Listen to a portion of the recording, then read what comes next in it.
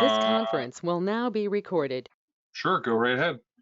Yes, for members of the public who were not on the call at 7 o'clock tonight, the board went into executive session as permitted under the Open Public Meetings Act to discuss two exempt matters, both regarding litigation.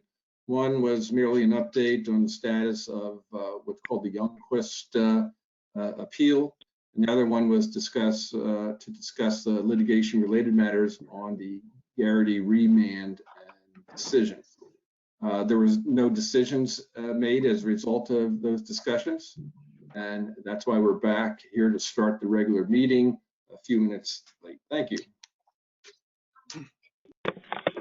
All right, I would assume we go to our regular scheduled meeting, correct, Ron? Correct. All right, so we do the salute to the flag, please. I pledge allegiance To the flag to the United States of America, and to the republic which stands one nation, under God, indivisible. liberty, with liberty and justice for all. The notice of the requirements of the open public meeting law for this meeting has been satisfied. A copy of the notice has been sent to Asbury Park Press and the Coaster and filed in the Ocean Township Clerk on July 27, 2020. Board policy, no new cases will be started after 10:30 p.m. and no new testimony taken after 11 p.m. That's not the case here. Resolution memorializations. Andrew Garrity, block 9.04, lot 7, 8, 9, 238 Dixon Avenue, Elbron Park, conditions imposed. 3, Sunset Drive, LLC, block 126, lot 3, 1318 Edgewood Avenue, Wanamassa, minor subdivision denied. And 35 Land LLC, block 141, lot 12, 922 Highway 35 Ocean, minor site plan approval. Mr. Chairman, I suggest we have separate motions for each of those resolutions of memorialization. Okay, so we'll take the Andrew Garrity. We'll start with that one. Can we do a roll call for that, please? Well, we need a motion in a second. Okay. I'll make a Motion. motion to impose the conditions. I'll second. Again, only those who were at the meeting and voted in favor of the resolution are permitted to vote. Roll call vote, please.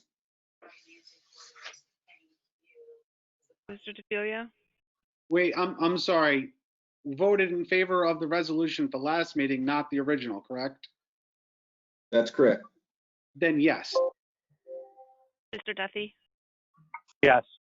Dr. Fisher? Yes. Ms. Close? yes, Mr. Weinstein? Yes. Chairman DeBenedetto? Yes. All right, let's take 3 Sunset Drive, LLC. This is Ed. I'll make a motion to approve. We're approving the denial, correct? That's correct.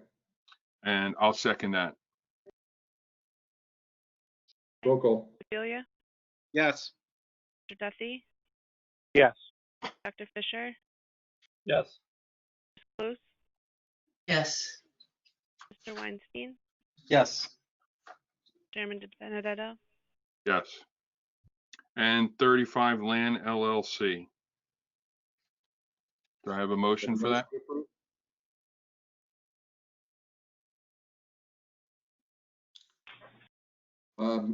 Anybody make a who there can make the motion? I'll make a motion. Second? This is Ed. I will second. Roll call. Mr. DeFilia? Yes. Mr. Duffy? Yes.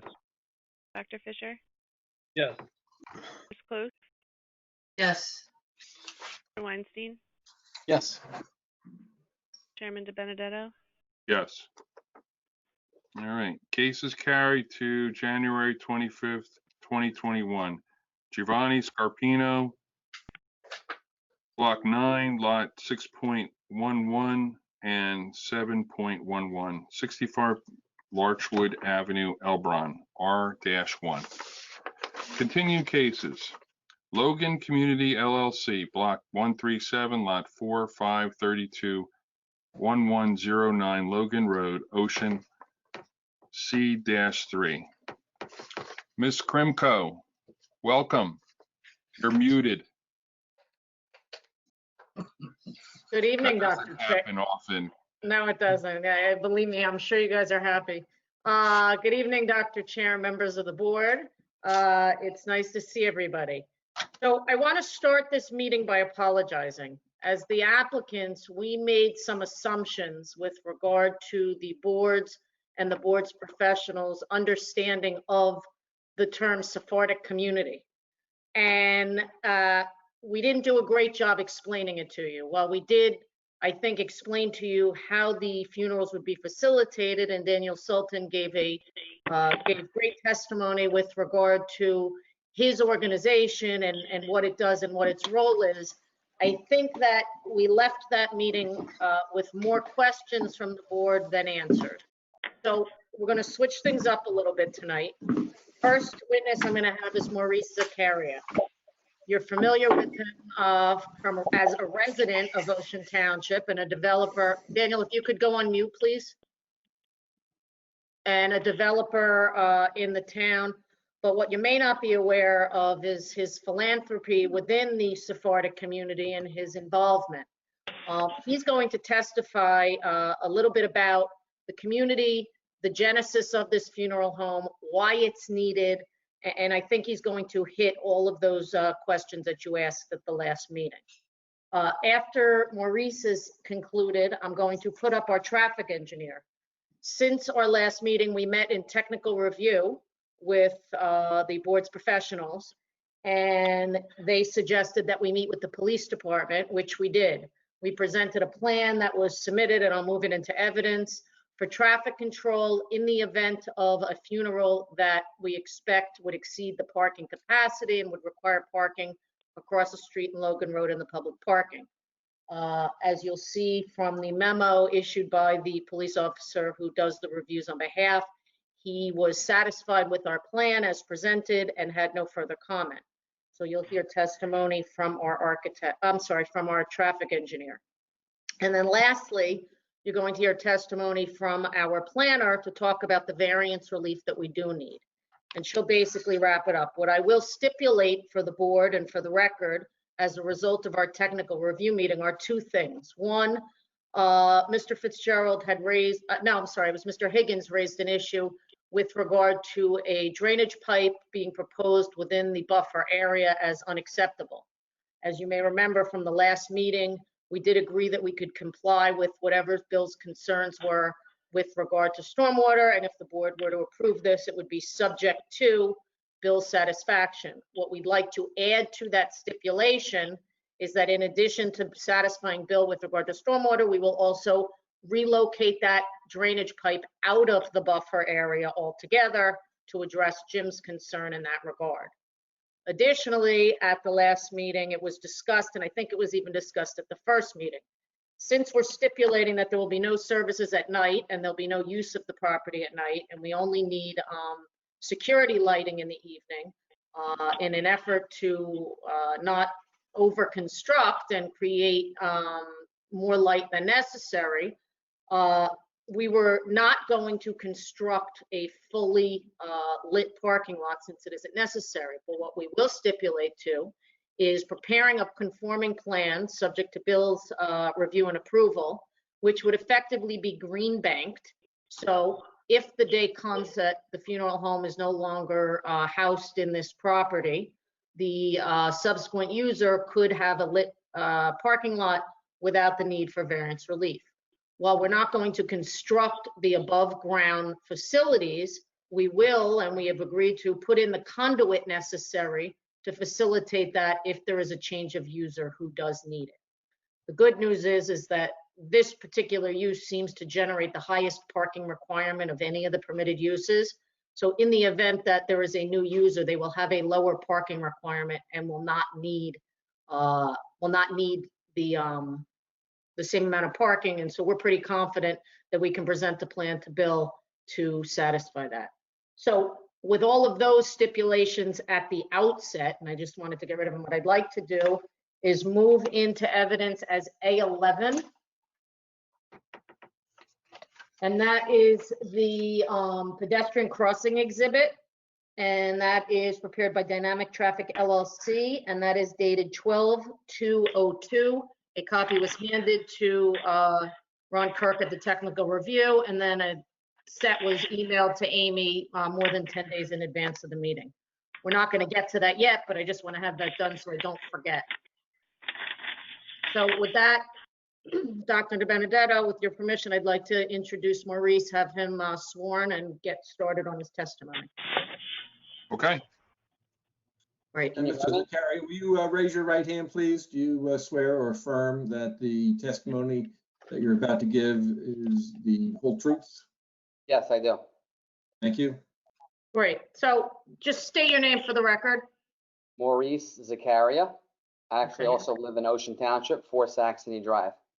Okay, and Maurice, as you've been witnessing all of these, we didn't do a great job explaining to the board at the last meeting.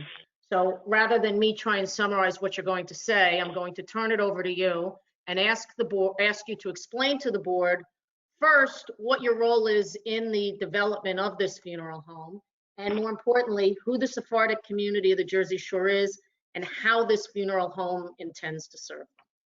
Okay, great. Thank you, everybody. First, I'd like to give you a little history as to why I got involved in this funeral home project in the first place. As was discussed in the first couple of hearings, in accordance with Sephardic Jewish tradition, from the time of death until the deceased is buried, the body is washed and cleaned by a community volunteer.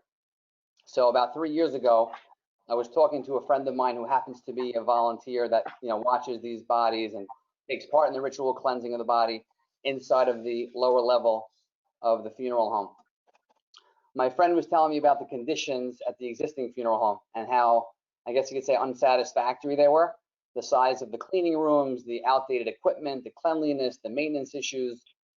And he also told me that the Kings Highway facility was run by a large corporation, so it really couldn't tailor itself to our community needs. So oddly enough, a few weeks later, a close friend of mine's husband passed away. He was 39 years old. He had 3 beautiful children, and he passed away of cancer. So the funeral was located. So just let me step back for a second. You wake up that morning, you get texts. The community chats are running wild. Someone passed away. Funeral is going to start at 9 a.m. So you right away, you get changed and you basically start your day at the funeral home. So I go to the funeral home in Bloomfield Cooper, and I witnessed a few things that day that really bothered me, and I knew something had to change. So I get there, the parking lot is obviously full. There's only about 25 parking spaces in that entire property. Cars were parking all over the place. There's a street behind the funeral home called Apollo Drive that most people think is a public street. It's really a private street. Cars are being towed, and you're trying to get there because it's a short service, and it's starting at 9 o'clock sharp. The assembly room is packed already. People are standing outside. The air conditioning and heating doesn't really work that well there either, and so it's very uncomfortable feeling for everyone who was there. So that's when I knew I had to get involved and try to find a better solution for to honor the deceased and also to help the grieving family members. So I looked around for about 5 or 6 months, and I found this property on Logan, which had frontage on 35 and access on 35 and Logan. And right away, I checked what the permitted uses were in the zone. Funeral homes were permitted use. Knowing that once in a while, every couple of years, we may have a funeral like we had for my friend who passed away. The fact that the township owned the parcel across the street definitely caught my eye. Knowing that if it was needed, there's a legal place to park overflow cars, unlike at Bloomfield. So now I'm going to go back to what Jennifer was asking me to give you some statistics and some definitions, because at the last hearing, it was kind of, I was frustrated because I knew there was a lot of confusion and I wanted to step in, but I couldn't. So basically, the Sephardic Orthodox Jewish community that lives on the Jersey Shore is comprised of about 900 families. And they live on the Jersey Shore all year round. They live in townships like, well, they live in the Westfield and Oakhurst section of Ocean Township, right? So Ocean Township, southeast portion of Eatontown, southeast portion of Long Branch, and West Long Branch. That's it for the people who live here all year round. In the summertime, Wait, Maurice, there's some in a small amount in Loch Arbor and Allenhurst as well. very, very small, but basically in the summertime, 75 to 80% of the Sephardic population from Brooklyn and Manhattan come down and reside on the Jersey Shore. They come from the end of June till Labor Day. It's about 9 or 10 weeks. And they, in addition to the towns I referenced before, that's also, for the most part, Deal, Allenhurst, Loch Arbor, and Long Branch. And I would say in the summertime, about 7,000, 7,500 families come join us. So the proposed funeral home that we're talking about has no employed infrastructure. I know we talked about that last time. There's no mortician, there's no funeral director.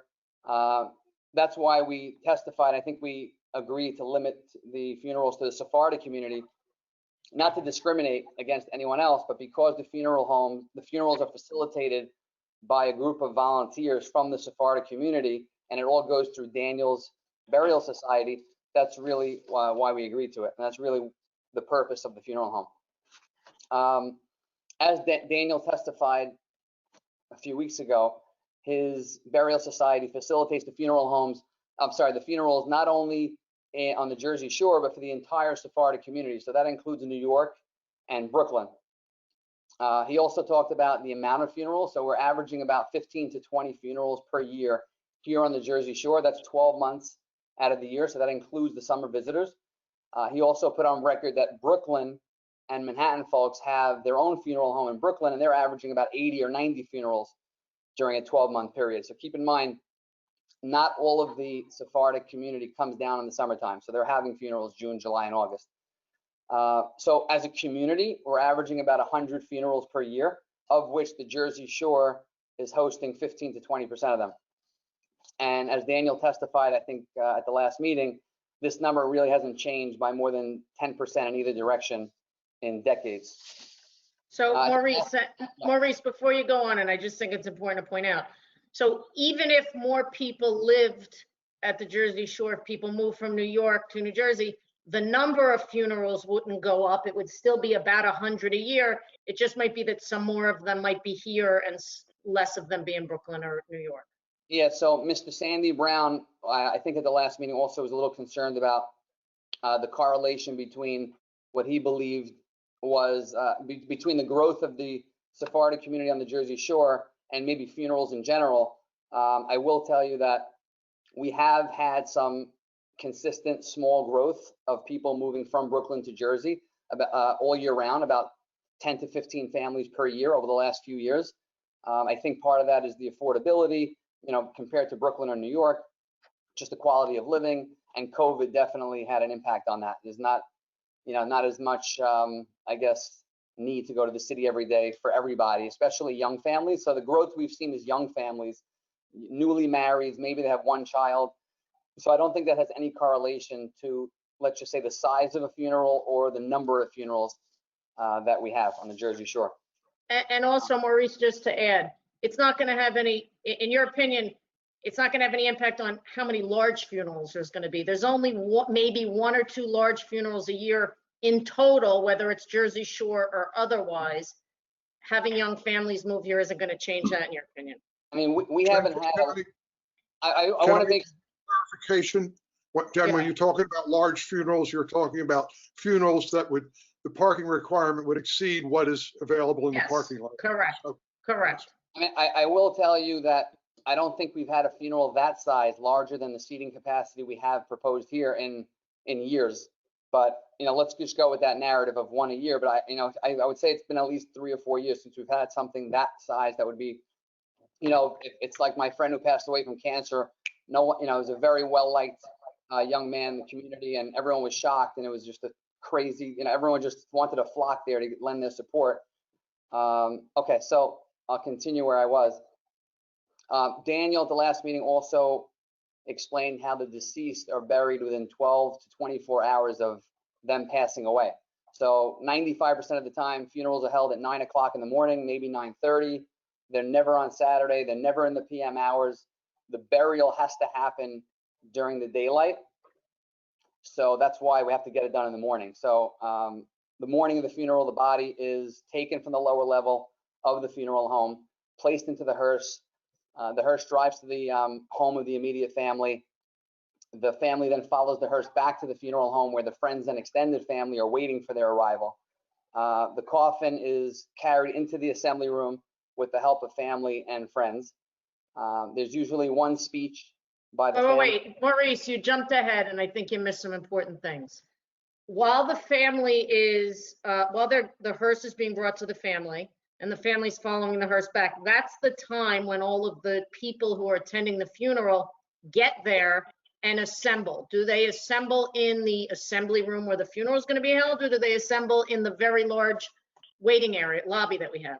Yeah, so I was going to get to that in a second, but yes, they do assemble in the lobby, except if you're, let's just say, elderly, where you want to get to a seat right away, or, and I'm going to get to the different spaces within the funeral home, but for the most part, they're hanging out in the lobby. Why?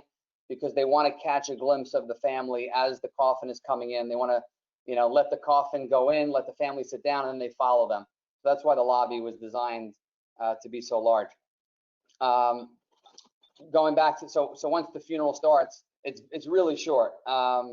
It's really one rabbi who speaks, and then one or two family members, and a short prayer, maybe a minute or two, and that's it. I know Dr. DiBenedetto was concerned with Daniel's testimony regarding the length of some of the funerals, or the smaller funerals, but I could attest and assure you that Daniel was 100% truthful and accurate.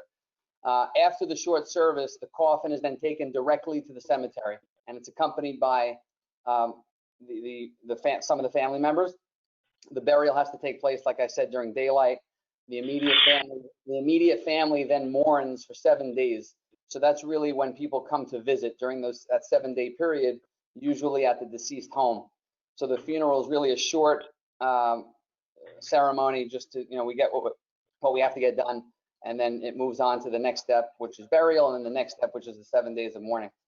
And I know Daniel also talked about the fact that we've been skipping that funeral process and doing that directly within the cemetery as of late due to COVID. Also, the onset of virtual Zooms are now available, so it's definitely changing. The landscape is changing. So lastly, I'll just talk about the spaces within the funeral home, because I know Mr. Jim Higgins wanted to talk about that at the last meeting. So in addition to the assembly room, you have a lobby, which we talked about already. You have the family grieving room, the waiting room, the meditation chapel, and an office. So typically, as I already talked about, when people first come to the funeral home, they gather in the lobby. They don't enter the assembly room really, for the most part, until the body goes in. The family grieving room is for immediate family waiting for the visitors to sit down inside the assembly space. So that room becomes empty during the funeral. Okay, so all of these rooms are basically pre-funeral ceremony rooms. Once the ceremony starts, they become empty. Everyone goes into the assembly room. The meditation chapel is for prayers prior to the funeral. If someone gets there early, or they're driving from Brooklyn and they haven't had a chance to pray and they have 20 minutes, they'll go into that room and start praying. But again, those same people are going to go back into the assembly room once the ceremony is about to start. The waiting room is usually for rabbis or the extended family. And that's really it. I just wanted to add one thing. The meditation chapel and the waiting room don't have any doors leading into the assembly room. So only the office and the immediate family grieving room do. So since that's how the immediate family enters into the assembly room, and the office is really only going to be used by a volunteer once every week or two, at best. Okay, and Maurice, we had stipulated at the beginning that if the board were to approve it, it would be conditioned on there being no funeral director, no infrastructure, no mortician employed by the funeral home. And we just want to point out, with the exception of maybe one person, as was testified to originally, who would handle office work or property management. Is that correct? Correct. So all of the funerals would be facilitated by Daniel's not-for-profit volunteer burial society. Correct. Okay. And that's really all I have. If anyone has any questions or you want me to clarify anything, I'd be I glad have to. a question. The approximate number you had said, like 7,500 visitors that come to the Jersey Shore. What happens if one of them pass? Do they go back to New York, or is it done down here? Usually it's done down here, but it really depends on who passed away. So if it's, for instance, an elderly who's staying in Brooklyn, then the family will rush to Brooklyn and they'll have it there. So it really depends on who passed away and whether or not they're in Jersey or Brooklyn. Typically, how does Typically in the summertime, because most, 75% of the people are here, it will happen here. So that's why if you look at the statistics, and let's just use 20 funerals per year, between the months of September and May, let's just say, we're only averaging about one a month or once every 2 months. That's really the average. In the summertime, it's more like once every week or once every 2 weeks. So the number of funerals is much greater in the summer, but it's still as a whole, you're still talking about 20 or so per year out of the 365 days. Okay. Anyone else from the? Yeah, I have a couple. I had a questions. question. Okay. Go ahead. You want me to go ahead, Dr. Fisher? Yes. Yeah, go ahead. Okay. Maurice, you talked about the fact that you might have at most one funeral a year that might exceed seating capacity. The real question is, how many a year do you think you would have that might possibly exceed the available parking from your experience? As there's 128 spaces available. Do you think there's?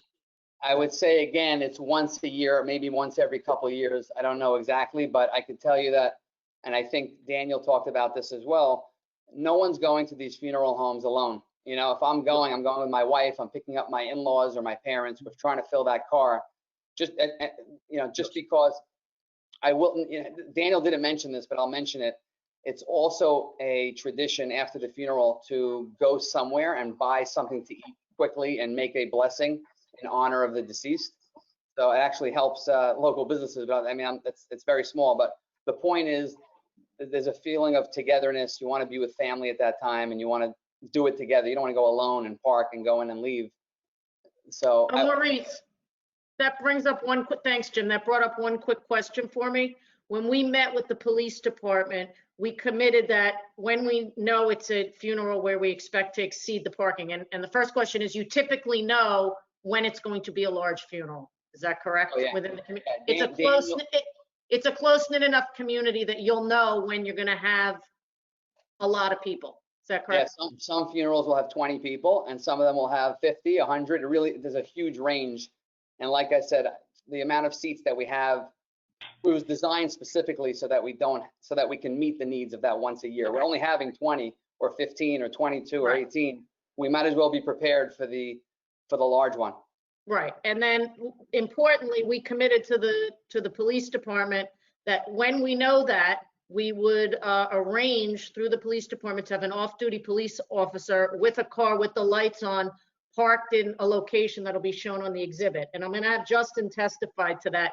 But since, you'll be working with Daniel, and since you're so involved, that's a condition that you could agree to, that any time that the parking would exceed. And we did ask the police department if that could be done on short notice, and we were told that yes, it could. For sure. Thanks. Sure. Okay. We Sorry, also have. I just wanted Maurice to get on the record that we were talking about parking spaces and what the anticipation was in terms of exceeding the number of parking spaces. And the other thing I want to advise the board, and Sandy, you can chime in on this too if you want to. It's when you're looking at the intensity of the use and all of this discussion as to how many services there are, how many people are going to be at the services, when they're going to be, the length of them. you should not be looking at that in terms of the use itself. The use is permitted. What you need to do is look at it in terms of any variances that are being requested with this application. And I think the main variance that's being requested with this application that would relate to the intensity use is the buffer relief that's being requested, where there's a 10-foot buffer being proposed and a 25-foot buffer is required. So I think when you listen to all of this testimony, I think you've got to look at it in that frame of mind. Yeah, I would agree with Jim. It's buffer, but also safety for the public, which I think the plan is going to talk about. That's right. Okay, so is anybody else from the board? Dr. Fisher, you have anything you would like to add? So my question is, where exactly is the cemetery that traditionally you guys would use?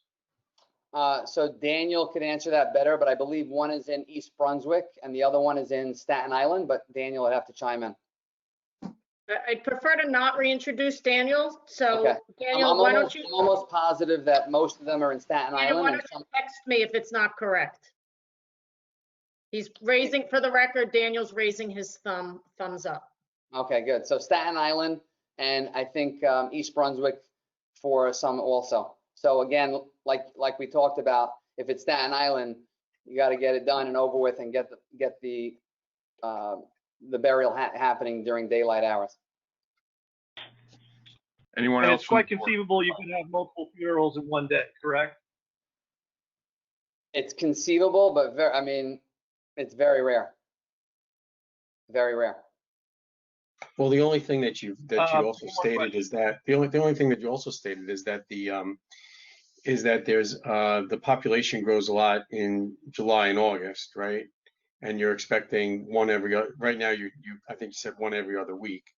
And as we move forward and that community ages, right?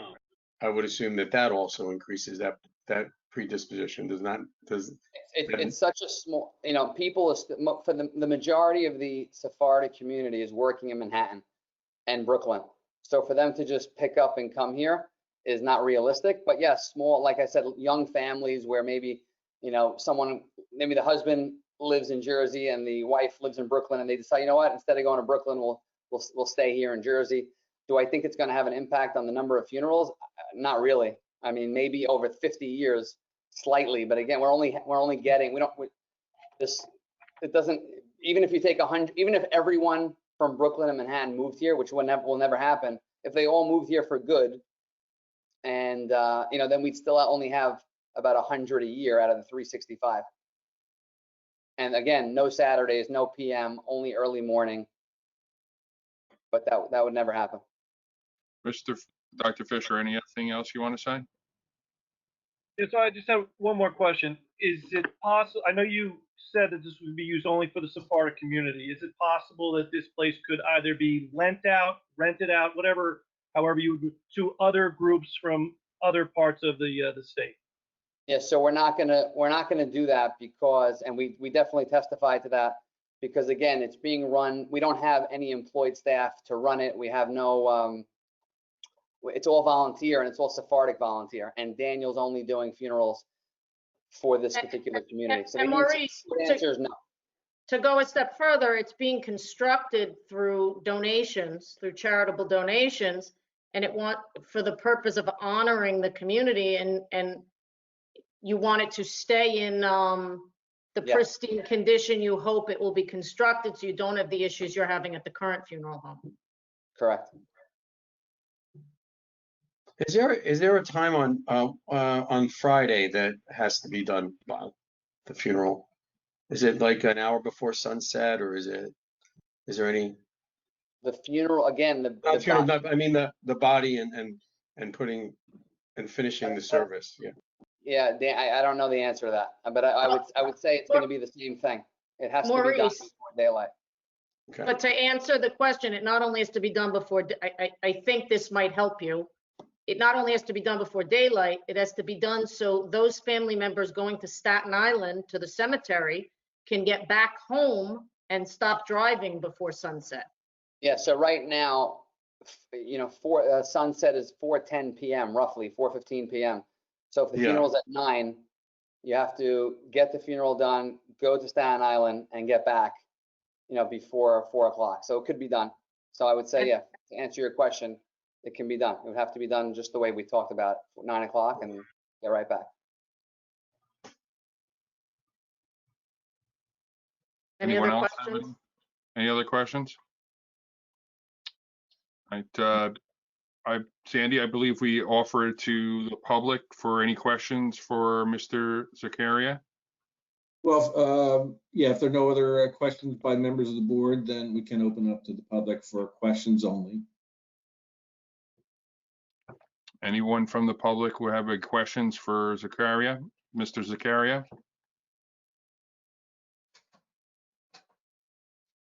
It doesn't look like we have any questions from the public. Ms. Krimko, you can continue. Thank you. I'd like to introduce Justin Taylor. He just put his screen on. He's a traffic engineer with Dynamic Traffic. If I could have Sandy swear him in. Yeah, would you raise your right hand, please? You promise to tell the truth, the whole truth, and nothing but the truth, so help you God? I do. Thank you. And Justin, just state your name and your occupation for the record. Absolutely. My name is Justin Taylor. I'm a principal in the firm of Dynamic Traffic. I'm a licensed engineer in the state of New Jersey, as well as a certified professional traffic operations engineer. And I did testify back in March at the beginning of this application.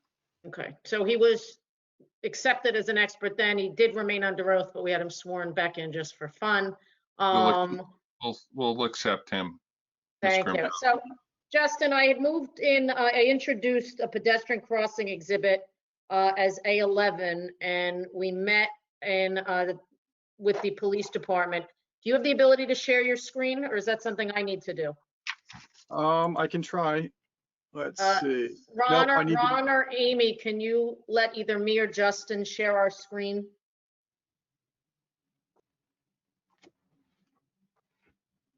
Oh, There you you're go. now a presenter, Justin. Go ahead. All right, so let's see. Share screen here. Share. All right. So can everybody see the plan fully at this point? Not yet. All right, wait for people to see. Once you hit share, there it is. Right, so we have it? Yep. Yes. Excellent. So I can just run through this. In sitting through the last hearing, we heard some of the concerns raised by the board's professionals about the operation of the pedestrian safety on those once a year or twice a year times where we may end up needing to park people along the English Lane and Dorset Road. So hearing those concerns, we went back and took a look at what can be done in order to ensure the safety for these few occasions. The plan you see before you is designed based upon the standards for traffic control set forth within the Manual on Uniform Traffic Control Devices, published by the Federal Highway Administration, and includes advanced signage, which essentially will alert drivers along both directions of Logan Road that there's something going on as you approach where the parking lot would be. They include flagger. Justin, just those signs are just temporary signs, correct? They're not ones that are going to be up all the time. That is correct. These are designed to be on a flexible stand that would be put out by the funeral home on the days that they knew that they would need them for a funeral of this size. So we prepared this plan, and then we went and met with the police department and discussed the plan within their idea of how this would work. And I could say when they looked at it, they told me for the most part, the signs might be overkill, that they thought that they could direct the traffic without the need for them. However, it didn't hurt to have the signs. And so it was something that we decided that we could agree with, one, to give a little extra protection for the police, as well as to just, again, give advance notice to people traveling along Logan Road that there is something out of the ordinary going on during this time. So these signs are designed, like I said, in full conformance with the MUTCD and have been approved by the police department for utilization when necessary. As Ms. Krimko has also said, or Ms. Krimko, sorry, we have agreed that we will coordinate on the days that are necessary, and we know that we're going to exceed the supply of the parking lot, to coordinate having an off-duty police officer with a patrol vehicle with lights to park along Logan Road, again, giving more visual context to the drivers that there is something going on. So with the rollout of this and with the implementation of this for these large services, I feel that the safety of the motoring public and the people attending the funeral can be achieved. Okay, and Justin, importantly, one of the questions that were asked by the police department, which we had discussed with Bill Fitzgerald, was why aren't we painting a crosswalk? And we are not painting a crosswalk, one, because we do not want people to utilize it without the safety and the control of the police officers. We want it to be controlled to, when necessary, allowing people to cross Logan Road. Okay, and in your opinion as a traffic engineer, people are more prone to use it if it's pointed out to them and less likely if it's not there. That's correct. Okay, and so based on everything, are you confident that in the event there is a funeral where there needs to be parking across the street with the police officer there with its lights on, crossing the public, that it is a safe condition and there is no concern for pedestrian safety? I am. Okay. And additionally, something that surprised me, the concern had to do less with cars coming off the highway and more with cars coming to the highway, up Logan Road, heading towards the highway. Is that correct? That is correct. That was the concerns expressed by the professionals. Okay, and that's why you're placing the car kind of right in the middle, so they could see, first of all, so the cars coming around that curve could see them, and more importantly, so they could make sure that they could capture any pedestrians coming either from English Lane or Dorset to make sure that they're crossing in the area where they're being guided. That is correct. That's why we have designed on the eastern side of Logan Road, or the top side of this drawing, so that it's visible earlier to vehicles traveling southbound on Logan Road towards Route 35. Okay. Does the board have any questions for Justin? Well, I have a couple. I do. Okay. Thank the board member. Dr. Fisher, go ahead. So would you guys be opposed to putting in one of those flashing pedestrian crosswalks like they have on West Park Avenue, where it lights up? I still think, people coming around the bend, it might not be a big funeral, so it's sort of that middle to smaller size. I think that having something like that might be so much safer. So at least there is some sort of warning. Hey, there's people crossing the road. I know there is a cost to those things, but it's, it might be something that's a little more pragmatic than, because we can't assume that cops are going to be there every single time. We can, Dr. Fisher, we're stipulating that in the event of a funeral where there's going to be anyone not parking in that parking lot, we will have the police there. So I'm not sure that the police can guarantee that they're going to always be there, especially on that 24-hour quick turnaround. They did guarantee, because they gave us the name and contact of the person who coordinates off-duty police officers to do that. But Jennifer, how would they know ahead of time? I'm sorry? How would they know ahead of time? How big or? That's why I had Maurice testify, because of the close-knit community, because of recognizing that it's one group of people. They can always anticipate when it's going to be once or twice a year, if that, where there's going to be that many people. Again, we're not opposed to any signage, Dr. Fisher. I can tell you that. Cost is not the issue here. We're following the recommendations of our traffic expert, your board engineer, and most importantly, the police department, as to what they felt would be necessary. So I would like to ask, Jim and Bill, is this something that you feel could be a good idea, putting that sort of flashing pedestrian crosswalk signage up? I have a couple of things that I wanted to address first, Dave, but I'm not sure on that one. I know that the MUTCD is not a huge proponent of certain flashing type traffic control signs. For example, sometimes you see like a stop sign encircled in lights that are blinking. And that's not really strongly supported by the manual and uniform traffic control devices. There are permanent crosswalk type installations where someone that wants to cross can set a button, say, and then have it operate. That's what I'm The thing referring that to. scares me a little bit about this, and I want to get to the testimony, is that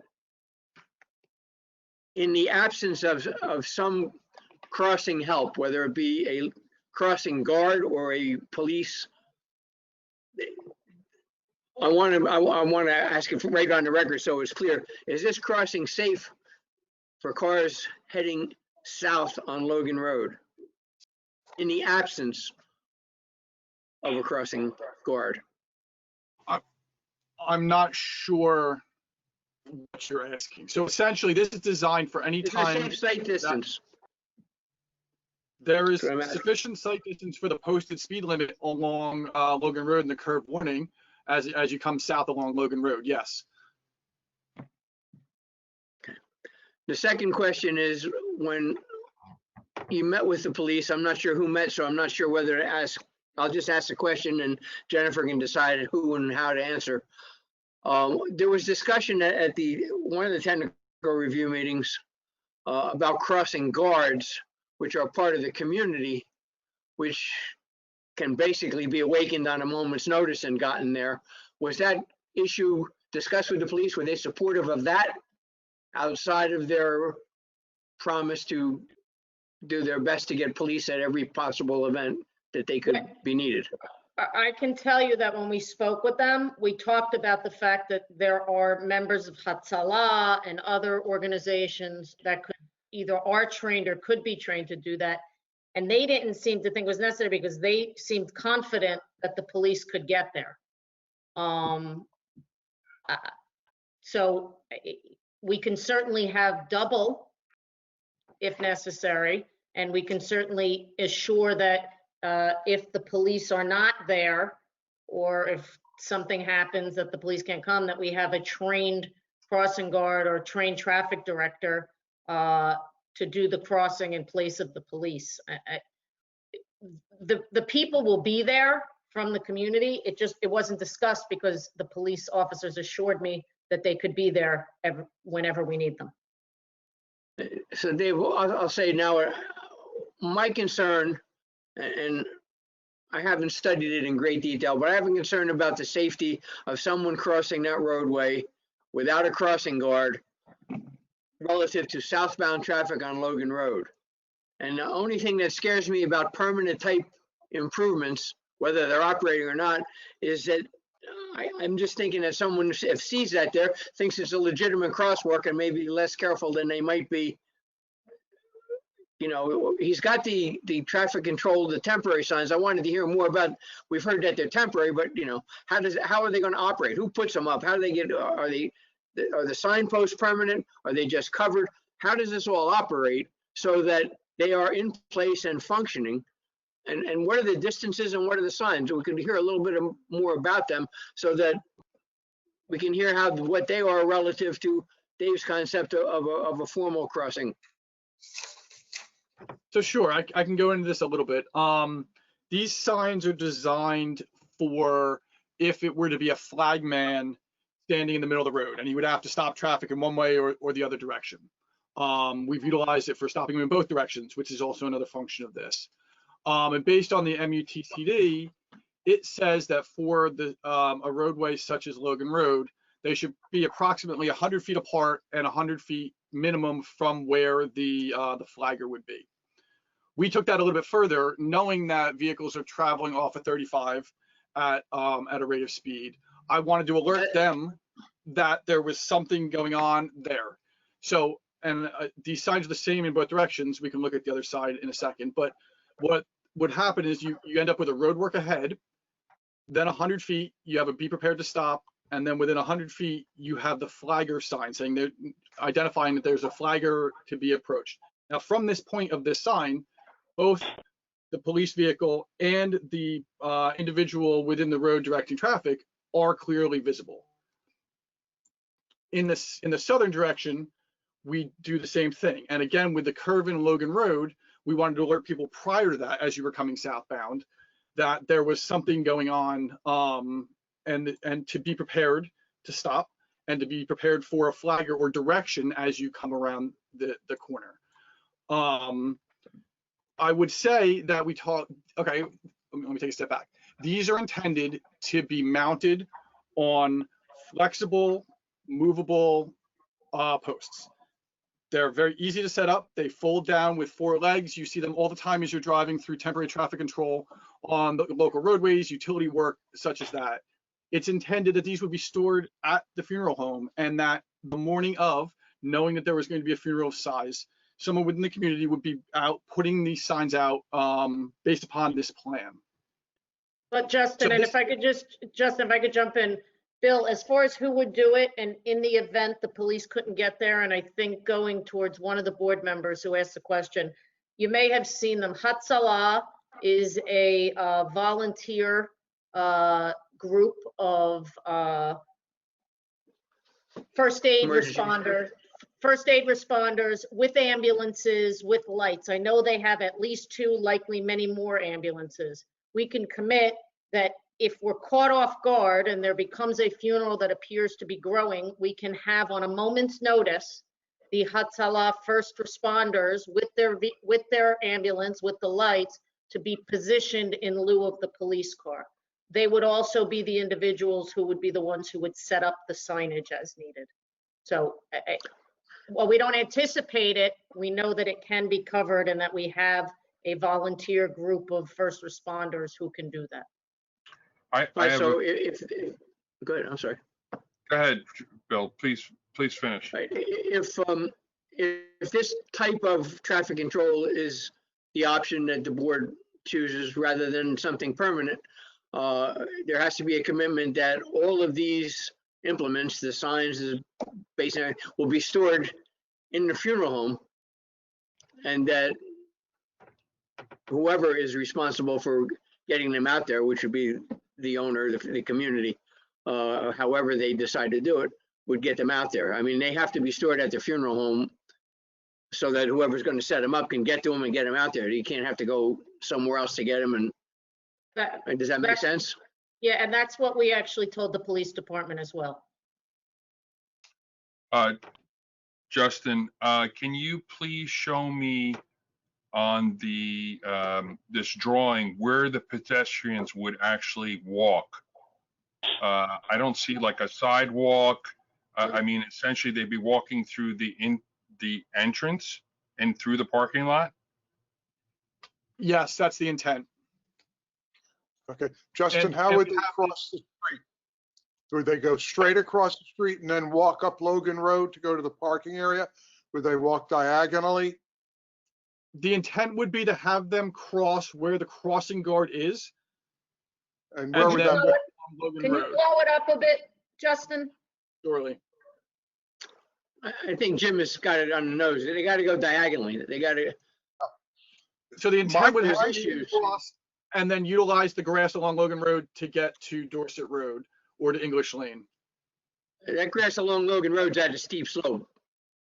Yeah, That was part of the problem we had with the earlier proposal that was here for a permanent crossing. In addition to the safety, was the slope, and there's a sign there. There's a lot of reasons why that's going to be difficult. I think the crossing has got to be diagonal out of one of those driveways. Yeah, and I think too. I don't see how that works exactly. Whether like snow on the ground, it's going to be impossible to walk off the surface of the street.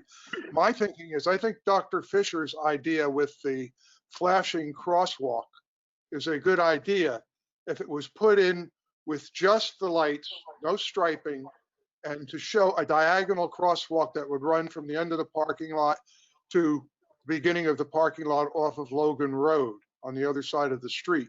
And that would give the police an ability to direct people to walk in that crosswalk, know where they're going to go, and also let the people that are leaving the site know where they're going to walk.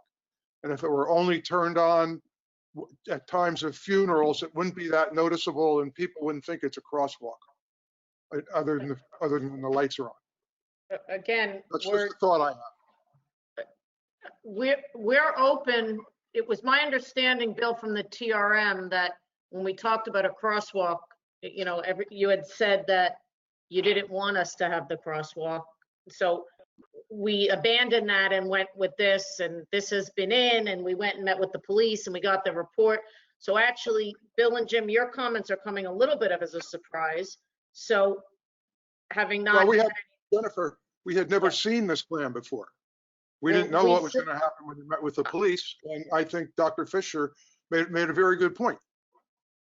Understood. But what I'm saying is, so, well, we're not prepared.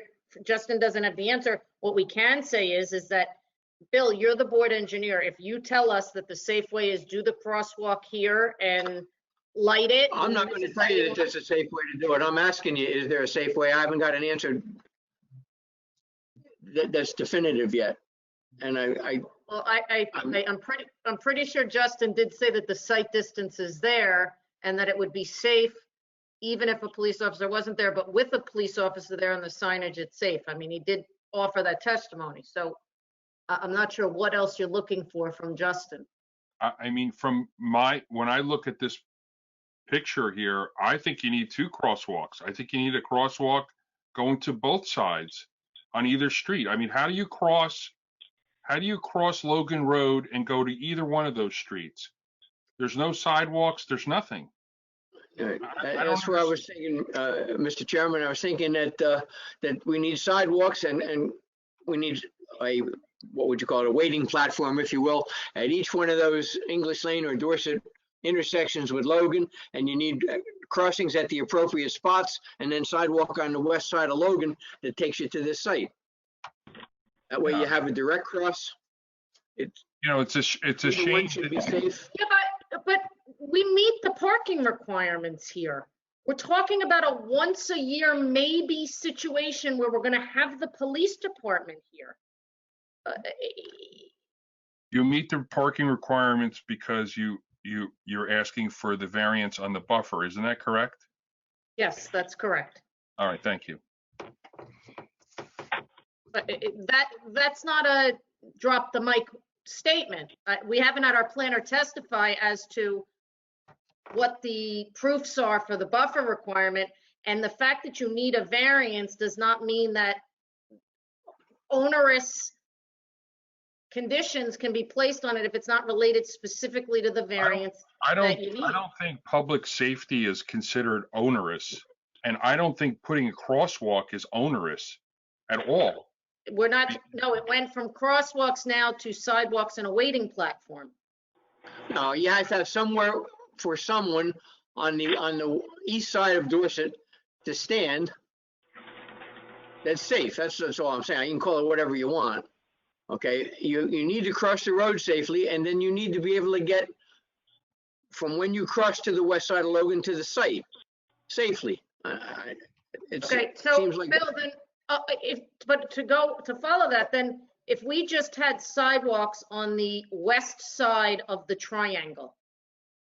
Okay, that's all I was asking for, yeah, And pretty much. You cross at our driveway. So okay, at your driveway, no, that's not, you can't cross at your driveway.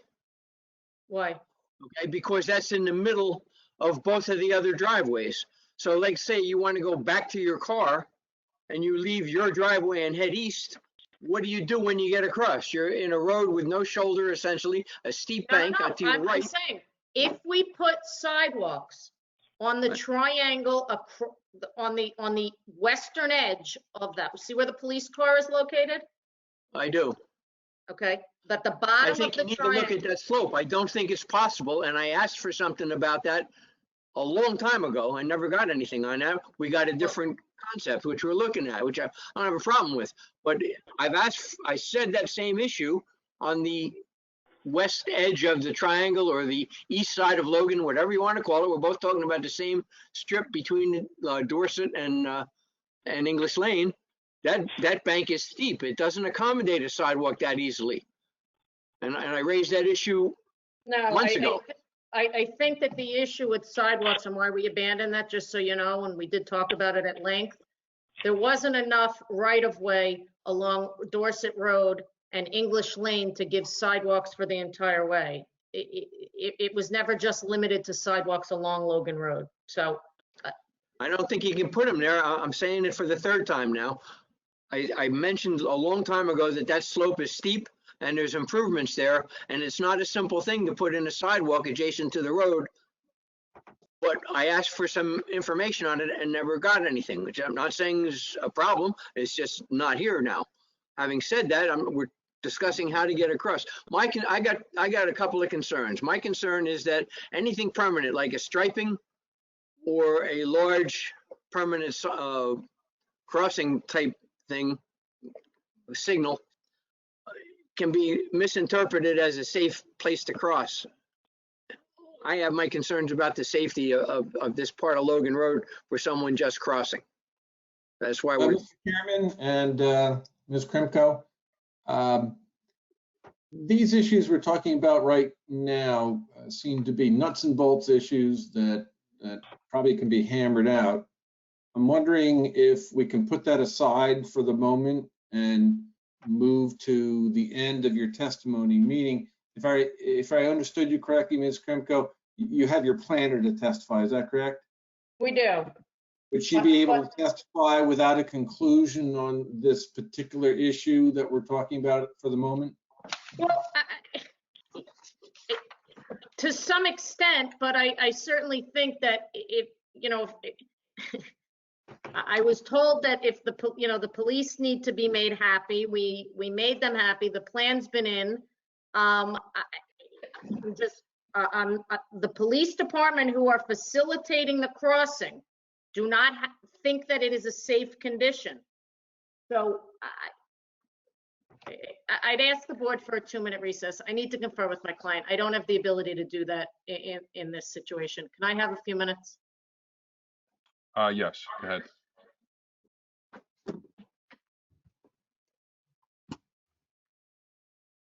So for the record, we're just going to stay online. We won't have any discussion about this case. For that matter, nothing else. We'll wait to have Ms. Krimko and her client come back.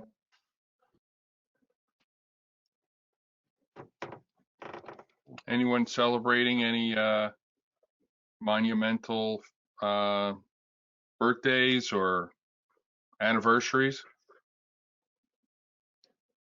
Nope. No, I guess not, huh? Nice thought, but something good for the order, like I know we're not having a holiday party this year. Correct. It's a unique year, isn't it? It does bring up one point, though. Let me ask Amy and Ron, did we pass the minutes? We did not. I noticed that earlier, Sandy. Oh, it wouldn't be out of order since we're on a break for that case to handle that right now. Let's go. So, Okay, good. Getting from the street to the gazebo is not an easy deal, Jim. Okay. So, So, Mr. I think there's side commentary there that doesn't impact the. It's got to meet barrier free. Hey, Bill. hold it. Is that Bill? I think there's a sidebar going on there, and we don't need to be part of it. So we need to, what minutes are we referring to? Because I don't have that on the agenda. Yeah, it's not on the agenda. That's why it happened that way. But if you look at the email from 1/24 today, one of the On attachments last month's agenda, I guess. were the minutes from, I think it was October 23rd. Let me just look at that. November 23rd, planning board minutes? Yes. Yeah, that and September 21st. And September 21st. Can we, I suggest that we have separate votes on those. So just clarify which we'll vote on first. All right, so let's have a vote for the September, I believe September 21st. Is that correct, Amy? Yes.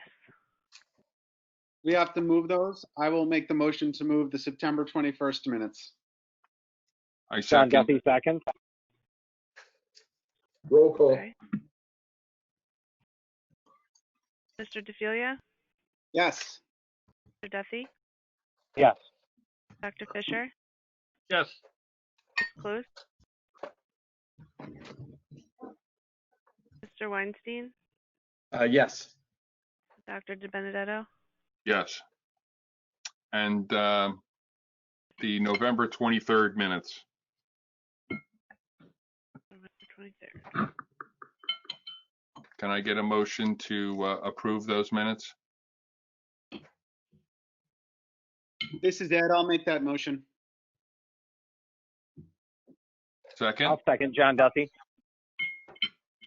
Roll call. Okay. Mr. DeFilia, Yes. Mr. Duffy, Yes. Dr. Fisher, Yes. Close, Mr. Weinstein, Yes. Dr. DeBenedetto. Yes. Okay. All right. All right, all passed. That was good housekeeping. I don't see that our applicant is back online. I suppose we could ask Vote. if there's anything else for the good of the order before we adjourn after we finish the Logan case tonight. Is the Logan case the only one we're hearing tonight? That's Correct. correct. Amy, what's the date of our next meeting? It's January, is it January 25th?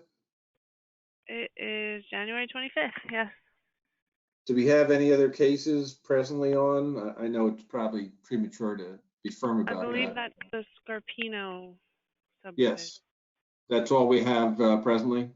Yes. Okay, I see Ms. Krimko is back. Are you ready Yeah. to proceed? Yes, we're ready to proceed. I don't see Justin yet. No, I'm here. Right, Oh, can there you hear are, me? Justin. Okay, so Justin, you heard the concerns with regard to people getting from Dorset Road and English Lane, pedestrians, and walking along Logan Road in order to safely cross over to our property. What would be your solution?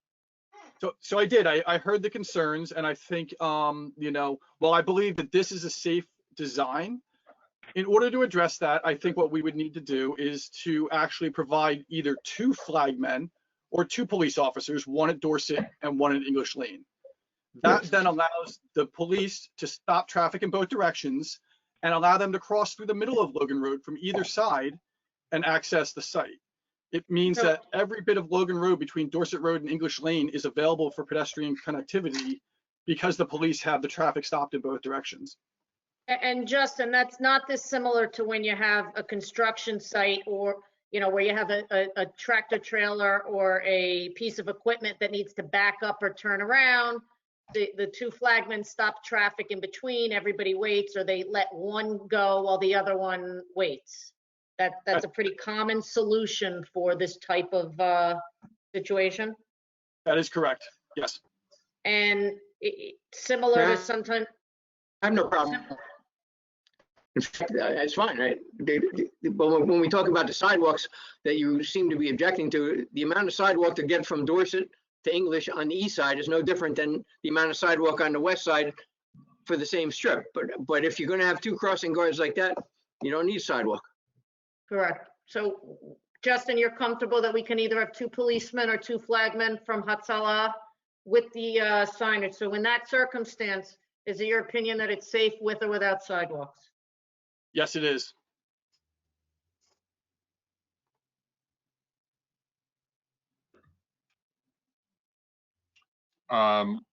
Justin, I have just a few more follow-ups to what I was talking to you about before. So Sure. you guys, your plan is to have the people walk. I understand you addressed the crossing Logan Road. So now people are going to walk through the parking lot to get to the funeral home, correct? Yes, that's correct. which is no different than any typical retail or any typical funeral home for a parking lot of this size. So just like the people who park in the parking lot, they're gonna walk through the parking lot to get to the funeral home, the other people will too. That's correct. Okay. Anybody ever have any other questions for Justin? I do, Dr. DiBenedetto. Just real quick, and it's been a while. Did we talk about having a gate at that exit on Logan Road for when the funeral home is not in use? We did, Mr. DeFiglia, excuse me, and we committed to that when the funeral home is not in use, that would be gated and it would just be for emergency access only. Okay, I couldn't remember. Thank you. You're welcome. Anyone else? I don't want to belabor this point, but I think we definitely should get a clarification from the police department as to whether, if they're not available, that the Hutzla are an okay solution as crossing guards, or does there need to be somebody a little bit more professional / skilled to do that sort of thing? I still believe in that crosswalk, just like they have on West Park Avenue. I do love that flashing light, but I guess that's up to our professionals. But my only concern here, and I won't go any further than this, is it's all about safety. I know I've come down those roads excessively speeding at times because it's the curve and you get caught. I don't want to see anybody get hurt. That's the only thing I'm really concerned about. There's going to be a lot of people walking in different directions. We only get one chance to do this right, and that's the only thing I'm asking. Let's just do it right so that we don't have an issue. And Dr. Fisher, what I can commit to, first of all, I am telling you that the police said they can be there. But in the event they can't, we will agree that whomever acts as the flagman from Hatzala or elsewhere will have whatever certified training the police department requires. If the board were to approve this, we would ensure that there are volunteer members of the community that are first responders that are trained in whatever way the police department requires. If they determine that the Hatzala and being the ambulance drivers and already doing traffic control as a first responder isn't enough, we'll make sure that they have whatever that training is. So we can agree to that. Okay, to the board, to the whole board, it's Ron. I was in the meeting with Jennifer and the police department, and I can confirm everything that she said. They did confirm that they could be out there in 24 hours notice, okay? Regardless of the situation, they could even get police officers from other towns, should that be necessary. So everything that, I'm just reconfirming what Jennifer testified to. I was in that meeting.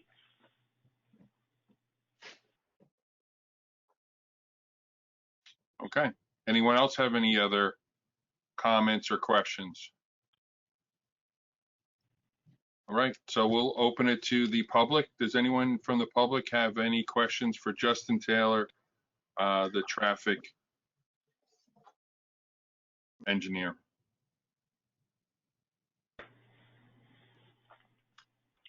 Well, I guess no one from the public has any comments. Ms. Krimko, back to you. Dr. DiBenedetto and Ron, I'm sorry, I don't know whether or not you're sworn in at the beginning of the year or not, but everything you just stated was under oath? Yes, it was. Okay, just to clarify that in case anyone questions it. So what I'd like to do is next introduce Leah Brooder. She is our professional planner. I'll have her sworn and I'll have her place her qualifications. I don't believe she's testified here before. And then I would just ask Ron if you could make her a presenter so she could share one of the previous exhibits if she wants to during her testimony. Ms. Brooder, would you raise your right hand? Do you promise to tell the truth, the whole truth, and nothing but the truth, so help you God? I do. Thank you. Leah, could you take a moment to qualify yourself as an expert in the field of planning? And particularly interesting is your experience as a municipal planner for various municipalities throughout the state. Certainly, thanks. Good evening, everyone. My name again is Leah Brooder.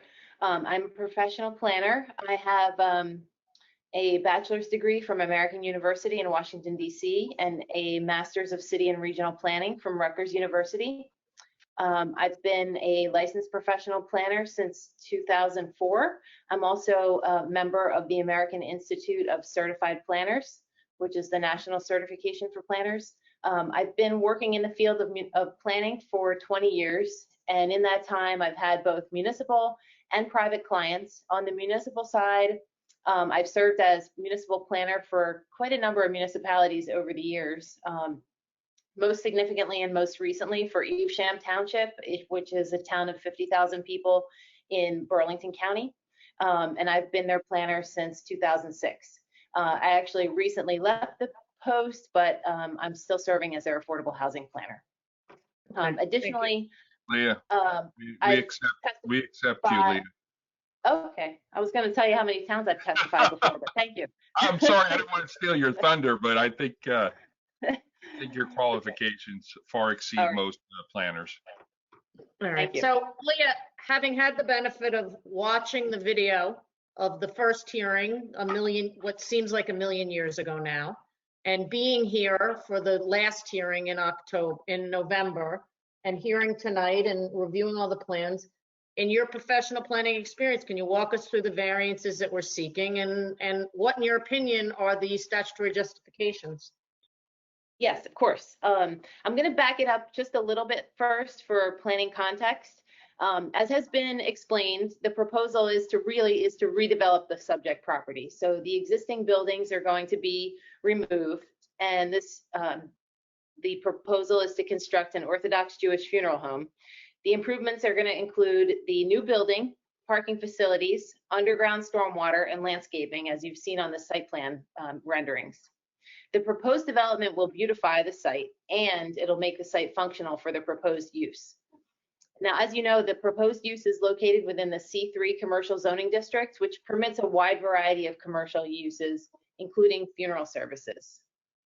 The site is surrounded on 3 sides by other commercially zoned properties that are also in commercial use. And then on one portion of the northeast side of the property borders the R6, which is a residential zoning district. This proposed use is ideal for this location because while it's in a commercial zoning district that permits the use, the proposed use is a good transitional use. It's less intense than many other commercial uses, such as retail service and restaurants. And it's also less intense in terms of turnover, less intense in terms of operation, hours of operation, and less intense in terms of deliveries. Also, as I'm sure you're all aware, commercial zoning districts all over have been stressed by numerous factors over the last few decades, most notably online shopping and other trends that have been well on their way, but also accelerated by the COVID-19 pandemic. Now, and despite these challenges, there are some uses that require physical space, brick and mortar, and of course, a funeral home is one of those. So this is a proposed use that will make use of a currently underused commercial property. And while some variances are needed to make the site work, the use and design are really well suited to the property. It's in keeping with the overall goals set forth in the township's master plan, and it's consistent with the purposes set forth in the C3 zoning district.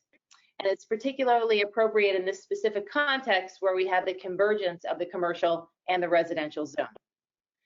There are a number of variances requested, which were detailed in Mr. Higgins's review letter. And these variances fall into a few categories, and they're all interrelated. There's trash and recyclables enclosure, landscape and buffers, and parking design. I'm going to first explain the need for the variances in practical terms, and then I'll circle back to the satisfaction of the statutory criteria. Now, as you all know, the landscape buffer and parking lot design standards are created to equally apply across the board to uses within the commercial zoning districts.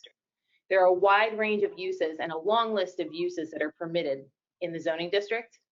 When you're crafting those design regulations, it's not possible to consider every possible situation that could present itself over time. Rather, you've got to create standards that apply across the board and enable you, or you hope to enable you, to achieve the type of development that you're looking for over time. But this needs to be balanced with other districts and other uses. And in this case, the property is relatively small, despite the proposed consolidation of 3 lots. It's oddly shaped. It has frontage on 2 roadways, and it's environmentally constrained.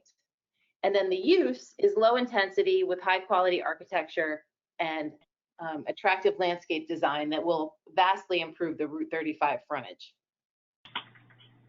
So as to those three categories of the variances that I mentioned, as to the requirement that trash and recyclable storage area be provided, the applicant has explained that once operational, there will be minimal waste coming from the site. Trash and recycling will be stored on the east side of the building, and a fence screen will be provided to shield the containers from view. And if the applicant is not meeting the letter of the law here, they will meet the intent. The second variances relate to parking design. Specifically, it is that 9-foot wide parking stalls are proposed where 10-foot are required, and the placement of the curb cuts along the frontages. Both of them are justified by the nature of the use and the way that the site will be used and the way that the site lays out. The 9-foot by 18 parking space dimensions are typical in many zoning ordinances in other municipalities. And the additional width is useful in high turnover parking lots or where there are shopping carts. In this case, there are no carts and it's not a high turnover parking lot. And then as to the driveway locations on Logan Road, the driveway has been located to stay as far away as possible from the curve in Logan Road. I believe that was previously addressed by the traffic engineers. And then on Route 35, the driveway was located to stay away from the flood hazard area. And the variance that I'm referring to here is one that requires the driveways to be placed in the middle 1/3 of the frontage. And so the proposal doesn't meet that requirement for the reasons I explained. And then the variances related to the buffers and landscaping are mitigated by the fact that the Route 35 frontage will be vastly improved over the existing conditions. The use is lower intensity than many permitted commercial uses, such as retail and personal service or restaurants that would require more buffering and screening to protect one use from another. The current development along Route 35 provides zero buffer between the pavement and the right-of-way and zero buffer to the north. The applicant will accommodate your planner's landscape recommendations to the greatest extent possible without undermining the site plan as proposed. So there are quite a few recommendations that the applicant is amenable to, including Jen, you're muted. Yeah, I'm sorry. Let me just ask you a question. I just want to go back because I think that you stated it, but I want to emphasize it. So generally speaking, a municipal ordinance defines what the buffers would be for the typical user or the more intense user because it will have the greatest impact, meaning there's such a variation in the types of uses that when you have 50 different uses, you can't do a buffer requirement for each one of those users. Is that basically what you were saying?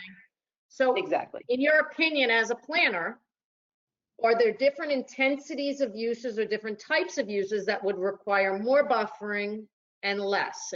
And what I mean by that is, if I have a use that's going to be going on at night and is noisy and will have a lot more parking lot lighting and a lot more cars coming in and out at night, shining lights, would that be the type, like a restaurant, would that be or a bar, would that be the type of use that could use an enhanced buffer to protect the neighbors?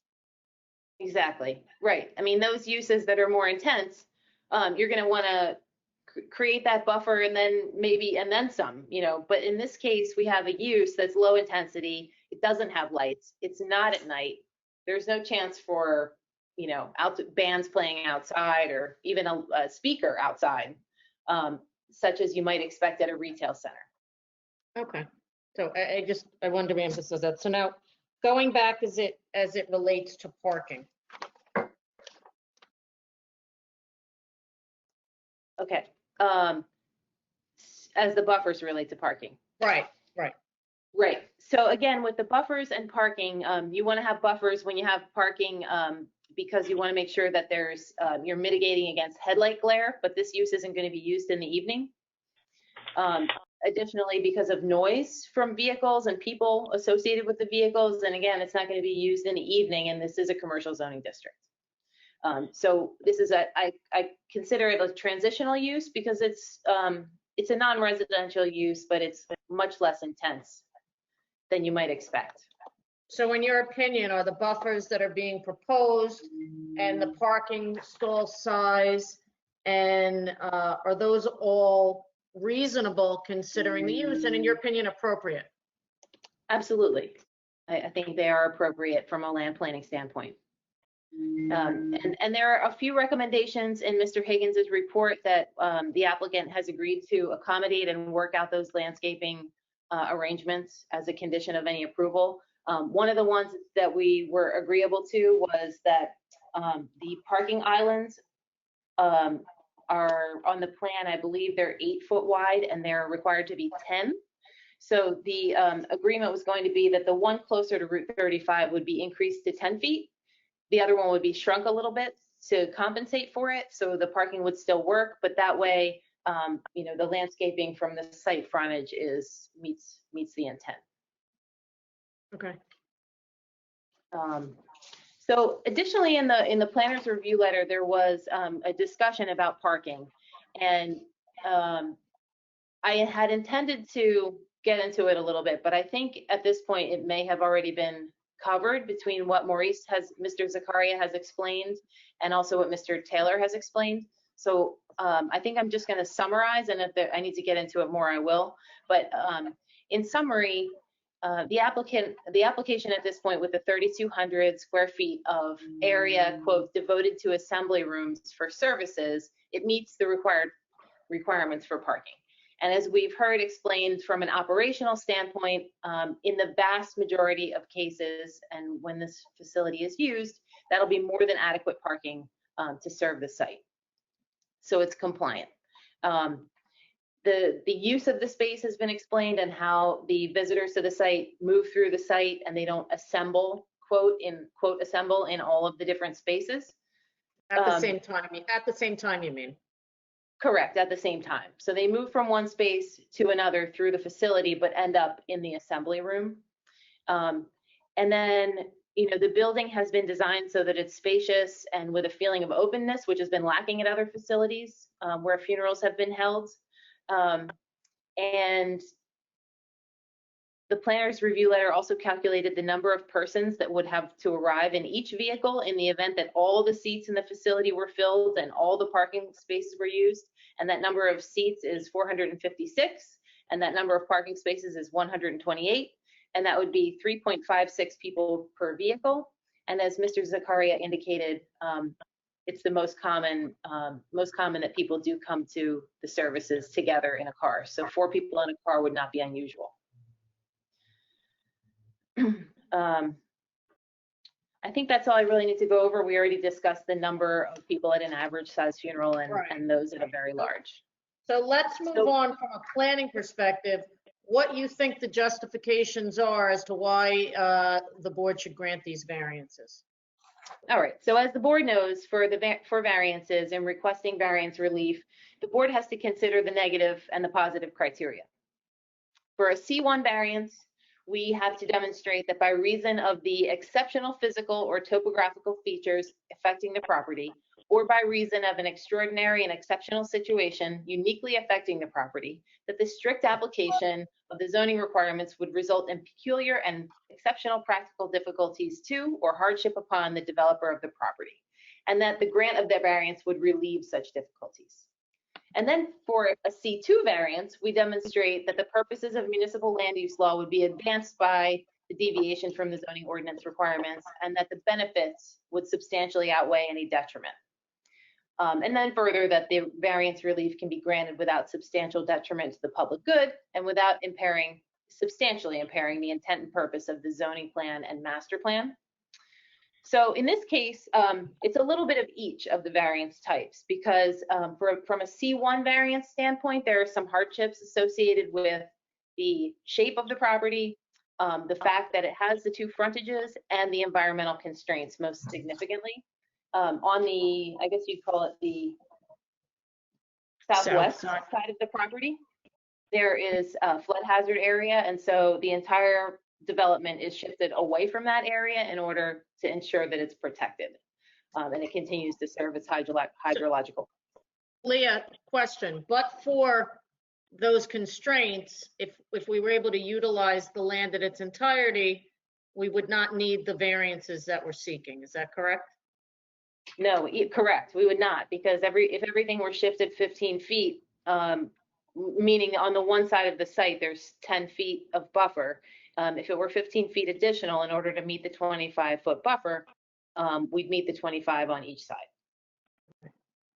And so So, in addition to meeting the positive criteria because of the hardship, in your opinion, do we also meet the C2 criteria, meaning we further purposes of the municipal land use law?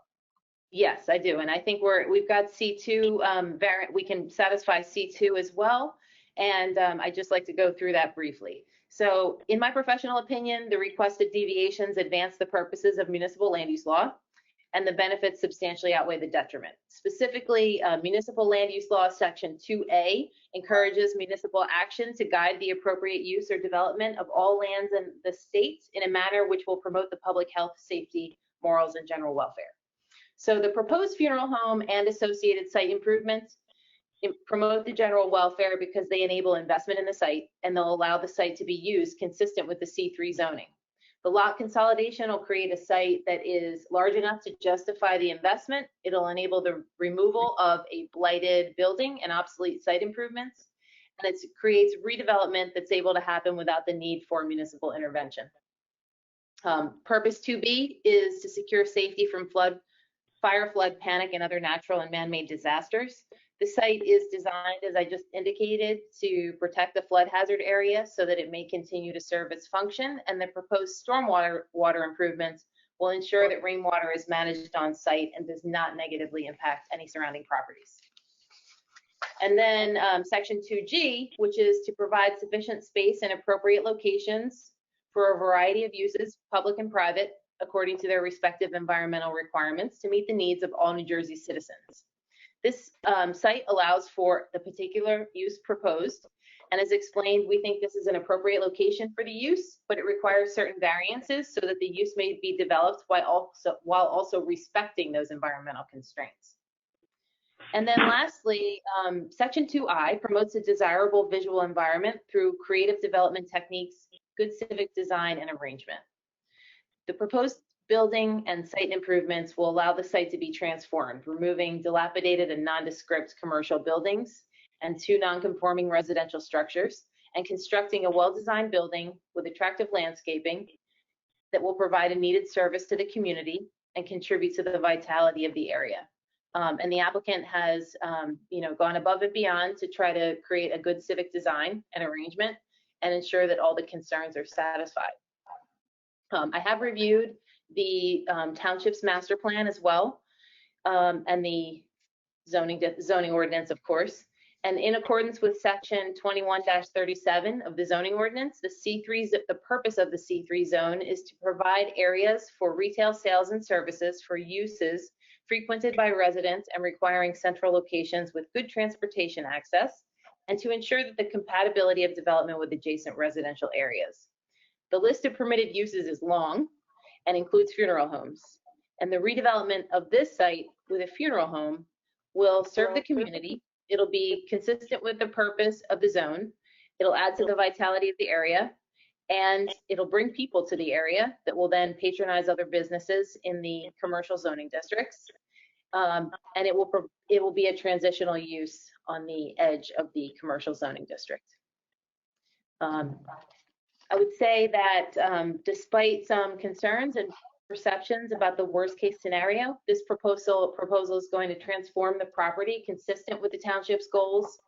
It'll be in keeping with and it'll enhance the architectural character of the area, and granting the variances for those items that were mentioned will not be detrimental to the zoning plan, and it'll allow for a low impact use that will not have detrimental impacts on the surrounding properties or the zoning ordinance at large.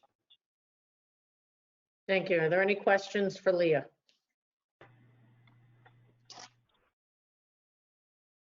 Any questions from the board?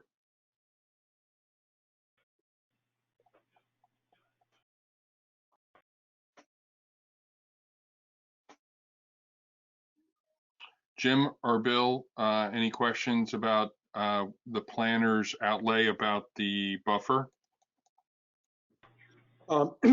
No, I don't disagree with her. I think given the nature of this use, the buffer that's being provided with the solid row of holly trees that are being really shrubs, but they're 14-foot high shrubs.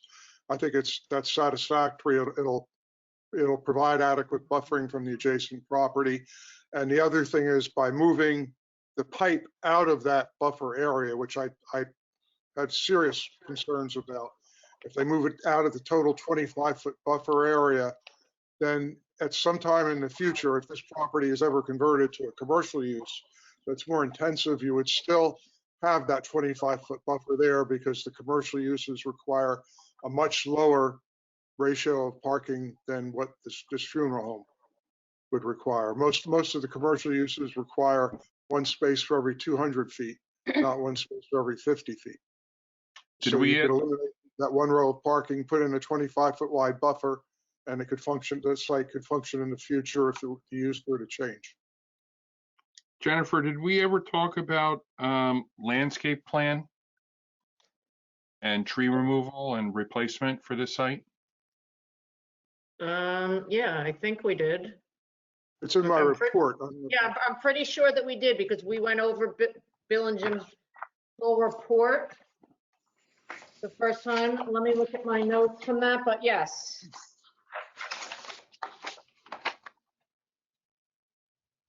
And what are we, what was the proposal for you? Can you refresh my memory? Without looking at Jim's report, that we were going to comply with Jim's report either with the replanting or payment into the tree fund. Knowing that They could reduce the amount of money being donated to the tree fund by increasing the size of some of the trees. right, and additionally, I think since that report, we did add trees along the Logan Road right of way, the shade trees. Didn't we agree to add those in as well, Jim? When did you agree to do that? The report stated November 19th. Of So it's this a year? fairly recent Oh, then, report. okay, then you're talking about the newer report. But we're going to comply with the tree removal ordinance. My recommendation would be that they're showing 36 2.5-inch caliper trees. And I think if they increase those to 4-inch caliper trees, their obligation would basically be, it wouldn't be eliminated, but it would be reduced significantly. They would have an obligation to replace another 10 4-inch caliper trees, which would be $3,500 to the shade tree fund if there wasn't any room on the site to put them in there. What we can agree to, Dr. Benedetto, is to work with Jim to finalize to add as many of the qualifying trees as possible, recognizing that we want them to survive. I know that Jim could take a look at that, and we would be happy to follow his recommendation to reduce the contribution and add as many qualifying trees as possible. Okay. The other thought I had was, I believe at one point, Bill, you were talking about the, in the parking lot, what do we call those? The islands, the reduced amount of islands. Are you still feel that is satisfactory, Bill? You're muted. You're muted, Bill. We have an ordinance that requires end islands at certain intervals in a large parking lot for landscaping purposes. From an engineering point of view, I don't even mind a 4-foot end island in the right situation. So it's more of an aesthetic thing from my point of view in this particular case than it is an engineering issue in terms of the number or width of islands. I think they were 9 foot where the ordinance requires 10 foot or something like that. I mean, I personally do 5-foot islands all the time. I have no problem with them as long as vehicles can make the turn in the particular situation. So engineering wise, the islands are not a major concern to me. It's more of a aesthetic board landscaping requirement issue. Anyone else have any questions for the planner?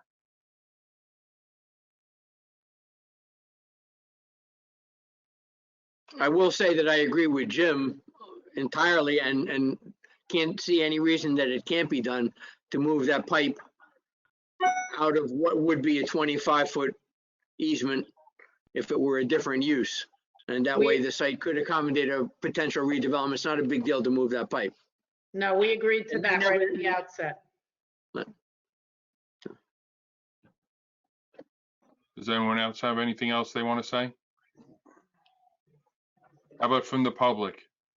Is there any, Bill, unmute yourself. Just state your name and where you live. We can't hear you, Bill.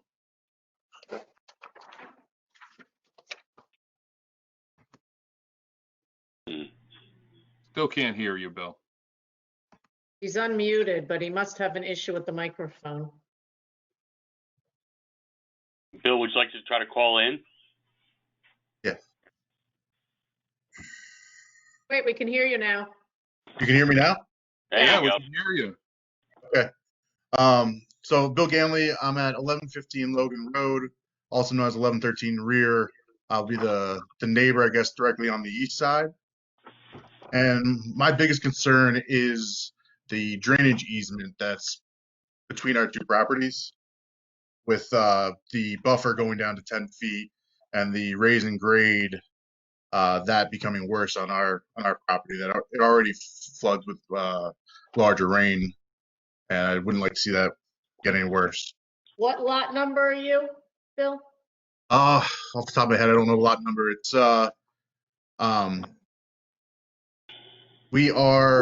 we're not the one, we're not the triangle lot. We're right next to them. Well, because and forgive me if I'm wrong, I thought Don Claire was the lot immediately to our east. No, they are neighbors. We are north of them.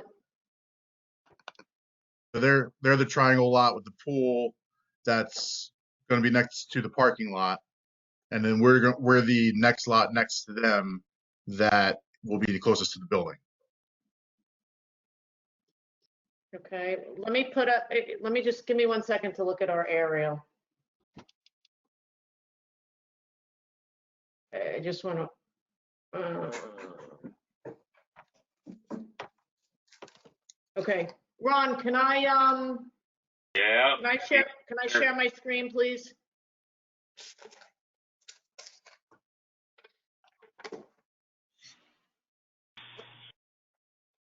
Share screen. Let me know when you guys can see that. There we go. Okay, so oops, sorry. This is Don Claire here, so your house is here? That's correct. Okay, so we actually, let me just blow it up to see what the buffer is.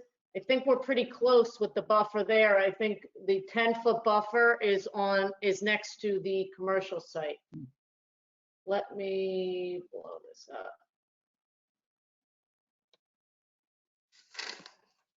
Just bear with me. Yeah, we meet the buffer there, sir. Okay, there's no change in grade there either? I know Jennifer, just there was to a 2 foot. correct you, you meet the buffer along a substantial portion of his site, but you have 5 parking spaces that actually Yeah, no, exist. I'm sorry. He expressed, you're right. He expressed concern with regard to being up against the building. I'm saying as far, the building is set back to where it is. Matt Shara testified at the last 2 meetings. He didn't testify tonight. He was open for questions at those 2 meetings. He did offer testimony that, there was going to be no impact to any of the surrounding neighbors from a grading and drainage standpoint. And we agreed to comply with all of Bill Fitzgerald's recommendations in that regard. He was not put on today. I was at last one, so I didn't see him come on then either. But Oh, we never got to him. Yes, he was at the first one. I apologize. I mean, I can certainly, he was sworn, if it's okay with the board chair, I can have him reintroduce him and have him answer, and I didn't get Ganley, is your last name? Yes. Mr. Ganley's question. Is that okay, Dr. Benedetto? That's fine. I have no problem with that. All right, how do I stop sharing my screen would be the question. Oh, right there. Okay, so if I could ask Matt to fix his hair and put his camera on.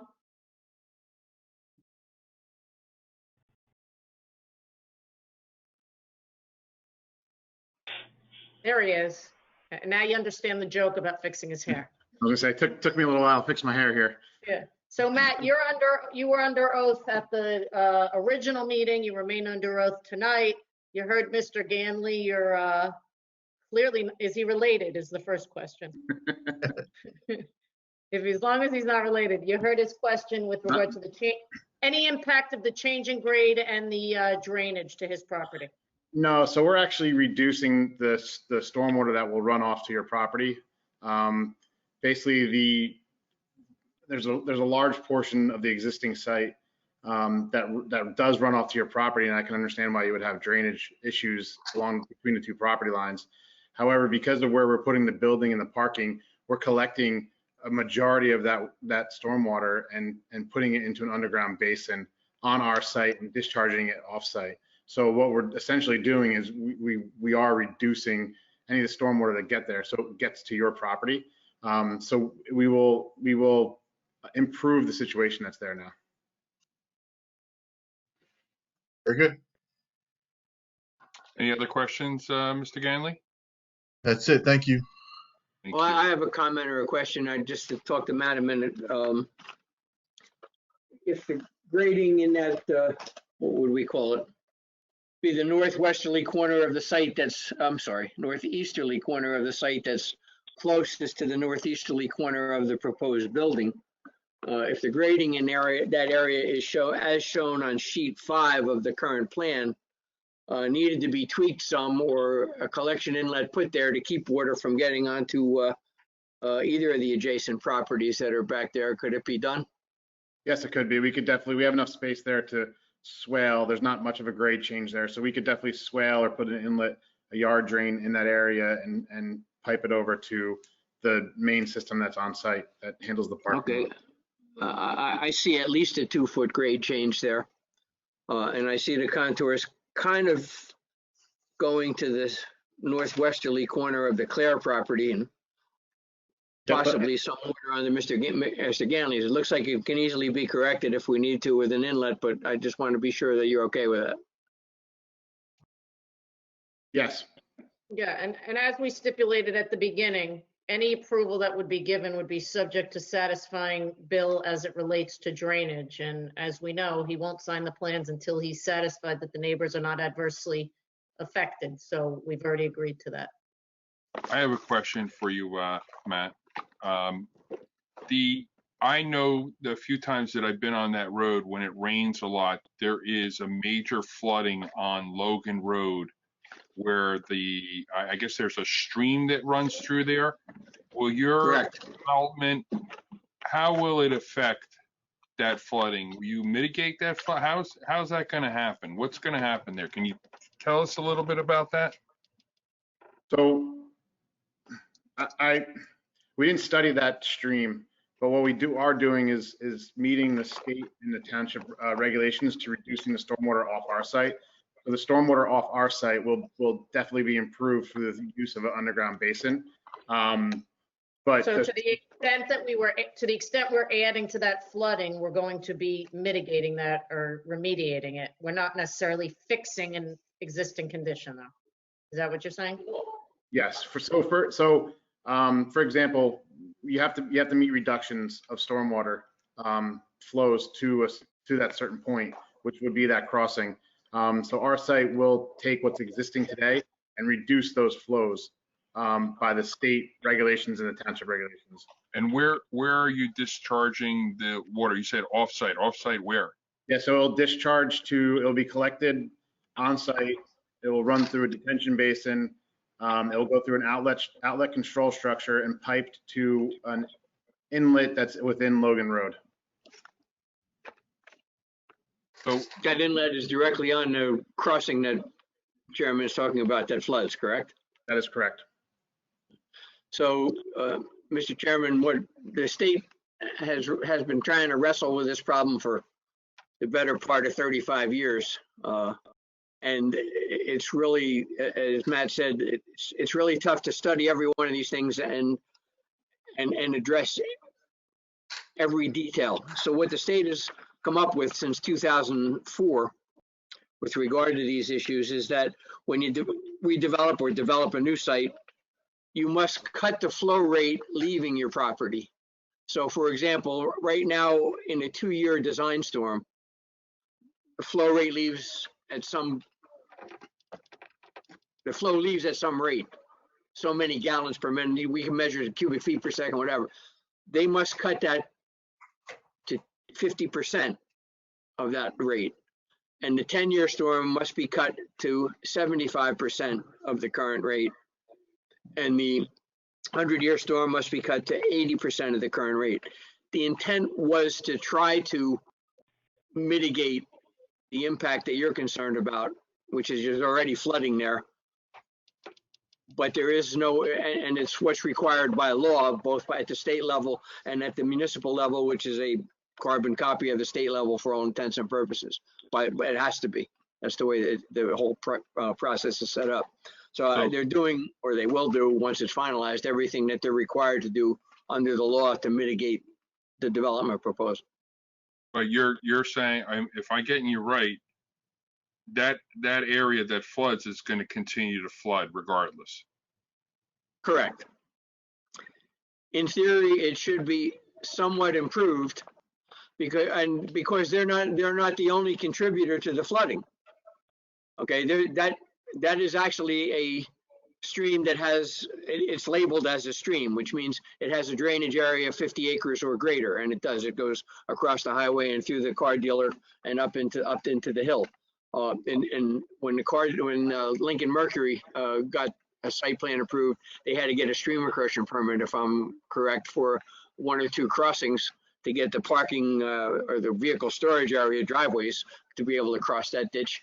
And it also goes over by Strano, what used to be Strano's piece, now it's Burke's piece, behind the Burger King. So it's a pretty extensive waterway, believe it or not. And they're not the only contributor to the flooding. So, it's pretty tough to hold them responsible for eliminating the flooding, but what they're doing is mitigating their impact of the impact of the development according to the standards set by the state. Right, but they're still discharging into that stream. Is that correct? That's absolutely correct. Yeah, and there's no way to get around them discharging to that stream. You can't have them discharge somewhere else. Well, no, because to be honest with you, even if we made them hypothetically do some kind of a bubbler and discharge above ground, it's going to flow to that stream because typically a stream is at a low point in the topography. So it's going to go up as you head to the north across this property, and topography is going to go up slightly, or some as you head to the south toward the highway.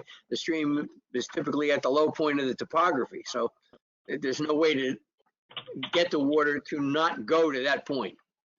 I got you. So there's no other, I guess what I was saying is there's no way to pipe the water a different way. You can't go to 35. There's not something on 35 or 35 is going there.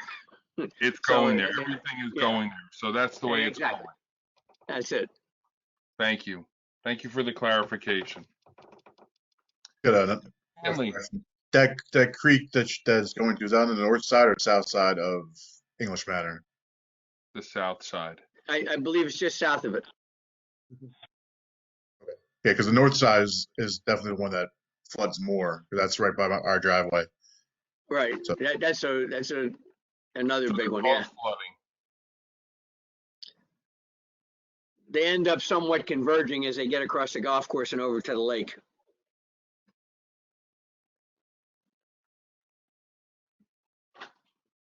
Anybody else from the public have any other comments or questions for Matt Shapiro? Sharo, excuse me. Okay. Yeah, Dr. DiBenedetto, just to be clear, we've been having members of the public ask questions of our witnesses. We haven't opened this proceeding up to general comments yet, but I believe we're going to get to that very soon. Do you have any other witnesses, Ms. Krupko? I do not. I'm just reserving the right for a closing after the public portion. Very good. Should we open it up to the public? Can we make some do we make public comments? I was going to ask the board comments first. The board had any comments that they wanted to make. Yeah, I'd like to make a comment. Thanks, Joe. Well, a couple of a couple of sessions ago, we talked about the statistics and all that stuff. And I appreciate that after my discussion, it got a little shot down, and then Sandy kind of revitalized it. So I appreciate you doing it, Sandy. And Jennifer, I really didn't appreciate getting cut off from it that first time, but I'm glad we kind of talked it through. The only thing that I want to say about this is that, a lot of the things that we're discussing here are very hypothetical on the number of number of deaths that may occur that may use this. And the thing that I would be most concerned about is that just getting an extra 10 unfortunate deaths inside of summertime or inside, a June to September time period. And if they happen to be a few more big funerals, really could cause some havoc inside our roadways and the area. And I'm just a little bit concerned about that. And I'm not sure how mathematically I'm not sure if there's a way to mathematically make, kind of address it, because the numbers, as we grow, the numbers only could show themselves to get more frequent as opposed to less frequent. And by the way, Maurice, I do appreciate what you were saying. So I appreciate that perspective. It's just that the math just doesn't seem to work, in my mind at least. And the more we have it, the more safety issues we have. And I understand the need for this in the community. I'm just concerned about those two vectors. I think the other things seem to be able to be worked out. It's those to me seem to be the two big looming issues. And I just wanted to kind of make that comment. I'm not sure what the answer is, but anybody else on the board kind of have any similar thoughts or? Well, I think the crossing is the main issue that I had with respect to the frequency of and possible size of things. And I really like the concept that Dave threw out there of the permanent signal that can operate. The difficulty we had at least I had, was we got a proposal which included that as a possibility back in the spring. And I issued a report on June 10th, which went into a lot of detail. I actually went out myself with a ruler and a level and measured, and the change of grade in that hill is something like 9 inches and 15 inches, or 9 inches and 15 feet, whatever it was. It wasn't close to barrier free. So I said the details have to be provided. The problem that I have with that signal is I'm not sure where to put it. It seems like we may need two, which is, I get concerned because I think any permanent structure like that could be misinterpreted as a safe place to cross. And my own opinion is, without crossing guards or controlled, I don't think there is a really safe place to cross there. I don't have a problem with the concept. We need to guarantee it if the board's going to accept it and approve the application. But I think the concept of the double crossing guard, similar to a double flagman on a construction site, where they stop traffic over, say, a 200-foot interval of the road, so a controlled group can cross. You can't have people crossing every time they want to cross. They'd have to be a group every 30 or 40 or 2 minutes or whatever reasonable interval, and stop the traffic and let them cross, and then reopen it to traffic. That kind of a situation can be worked out safely. I think that a diagonal crosswalk across the street is not something that is something that sounds like it could be a good idea, but when you get to the manual on uniform traffic control devices, it's not necessarily running along the lines of everyday ordinary guy logic.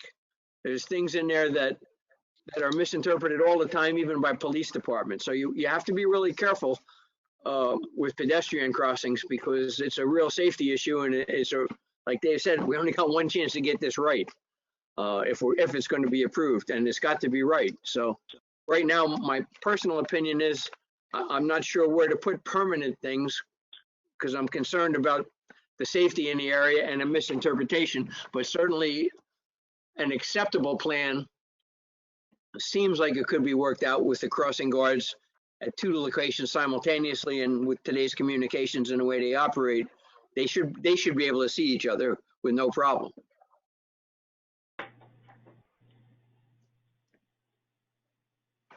Anybody else? Mr. Fisher, Dr. So Fisher. can I just piggyback on that? Is that something that you guys would stipulate, Jennifer? Is that something that's reasonable? We did, when we came back from the break, that was what Justin testified to, which I stipulated, and I went a step further to say, even though the police committed to being there, and Ron confirmed that they committed that to us, in the event some unusual circumstance occurs and they don't show up, we will have Hatzalah first responders there, and we will ensure that they will be trained to whatever extent the police department would require them to be crossing guards or flag. Okay. Just don't want to see anybody get hurt, that's all. Agreed. And if I can just, Mr. Weinstein, to address that, I don't recall cutting you off, and if I did, I apologize. It's very hard to do these hearings remotely when each of the 10 board members are the size of postage stamps, and you can't tell who's talking and who's not.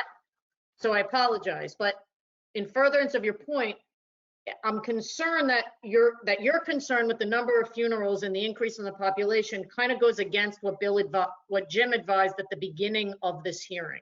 And that is, this is a permitted use. We could have a funeral there every single day and not be in violation or not be creating a safety issue. The only time where there's a perceived safety issue is when we exceed the parking that's required.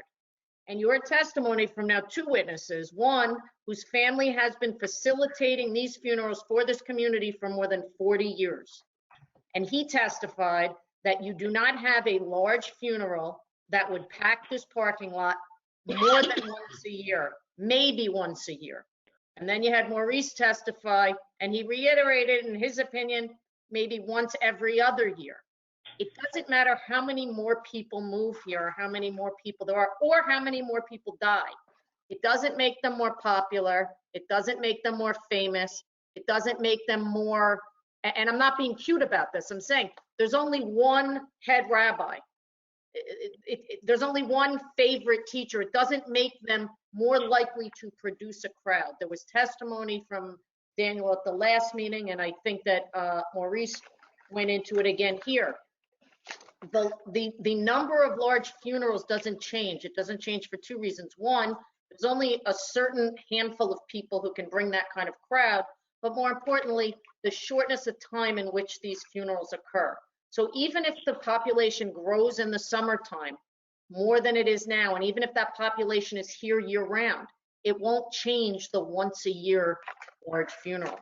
So while you may be concerned that there will be more funerals, it's a permitted use. The impact of having a funeral is not a problem.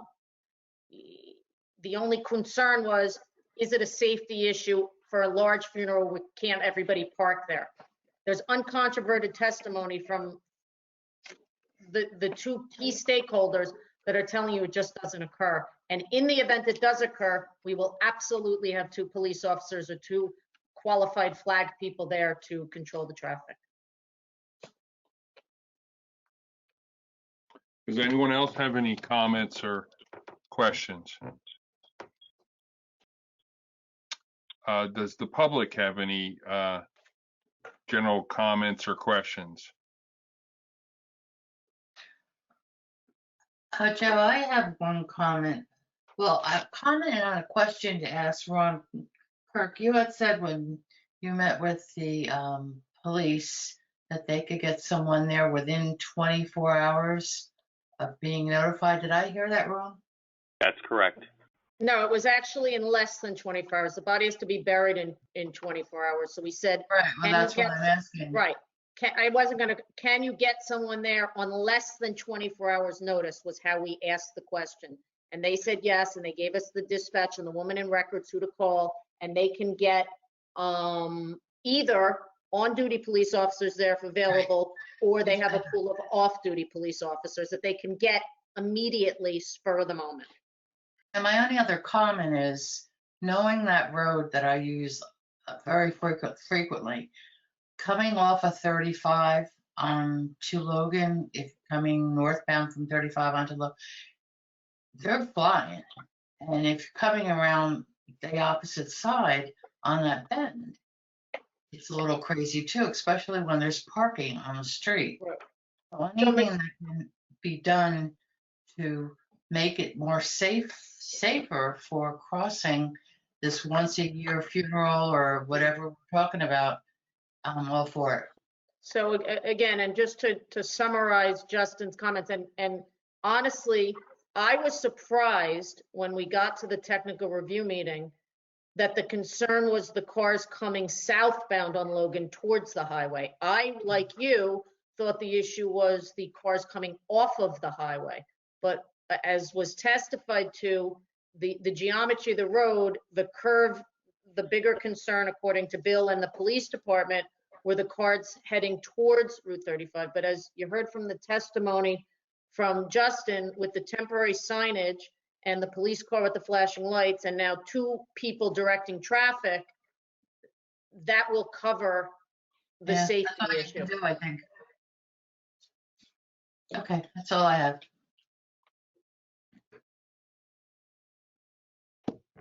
Anyone else?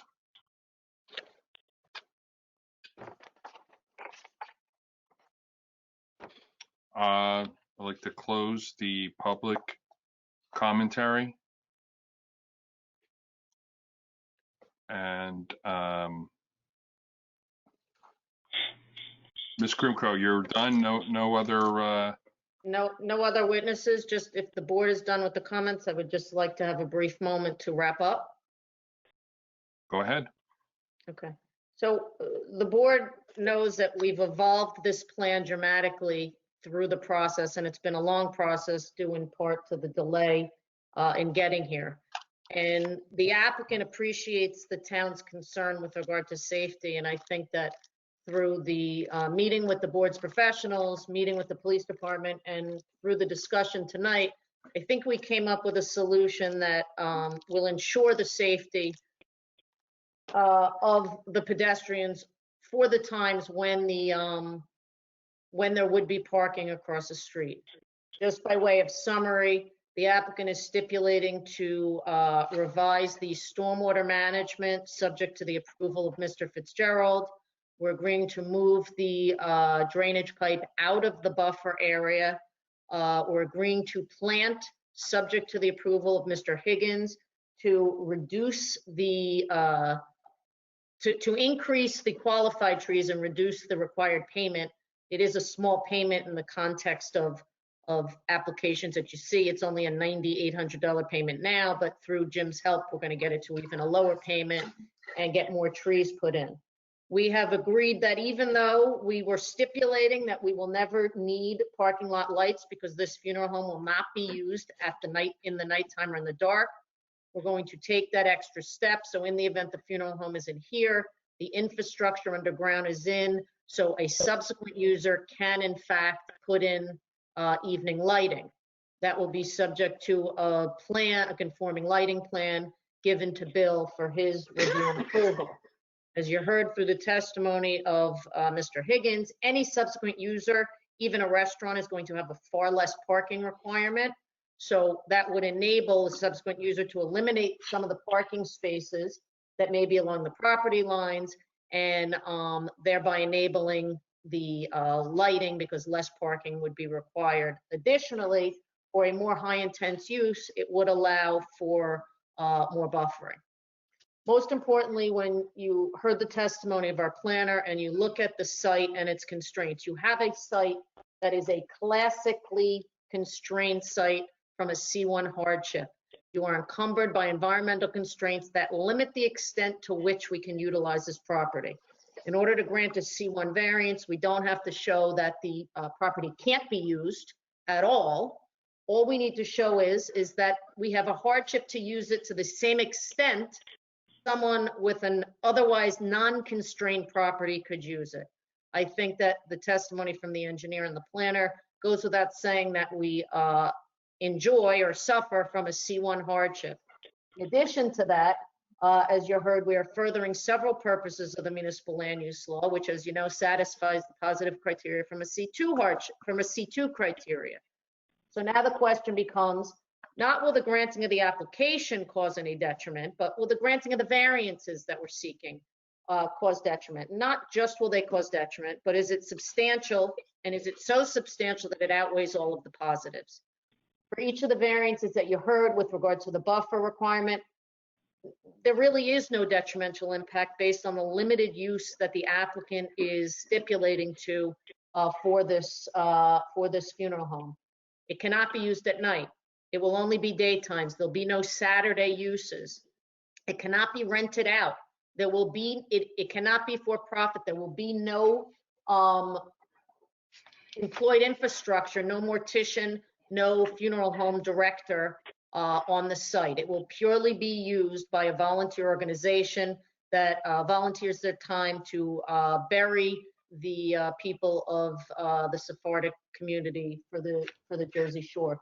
So the low intensity of the use itself clearly provides the mitigation for the lack of the 15-feet buffer. And when you add to the fact that we're upgrading the trees per bill and putting the solid fence subject to the neighbors most impacted, I think that clearly that shows that there's no substantial detriment.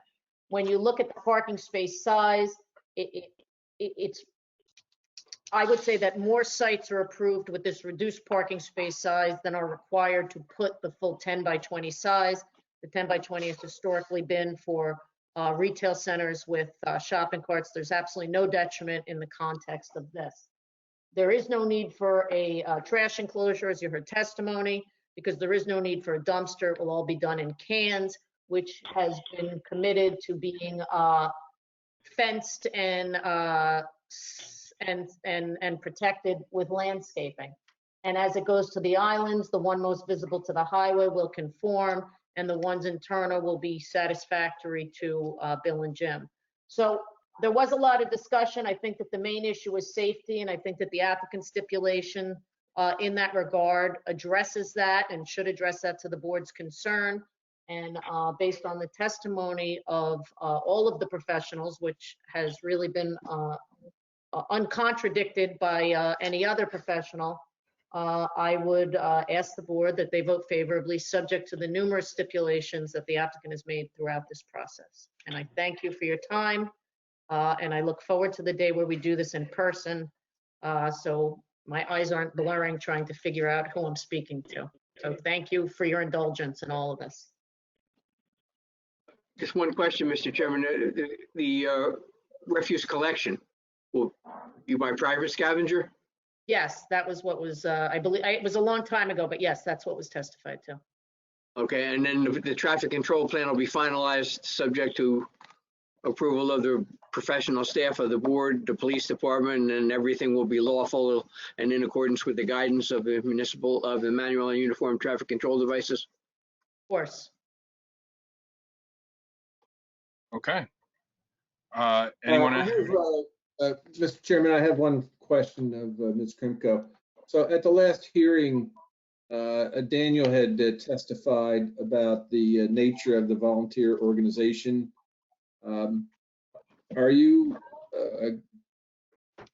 planning to stipulate that it's that particular organization that will oversee the burials as he testified? Yes, if that organization becomes defunct or something changes with the operation, then yes, we would come back to the board to seek an amendment. Okay. So if I understand correctly, that organization's called the Congregation of Bodfitch Zedek Inc. Close, yes. That's close, yes. And I did provide you with the certificate of incorporation from, what was it, 1928? I think so, yes. I'm pretty confident it's going to stay in existence and continue to facilitate these funerals. All right, do we have any more further comments or questions? Then I move to close the hearing and see if anyone would like to make a positive or negative resolution for this application.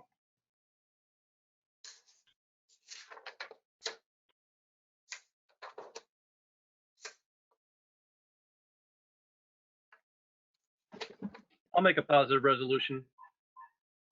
Do we have a second? This is Ed. I will second that.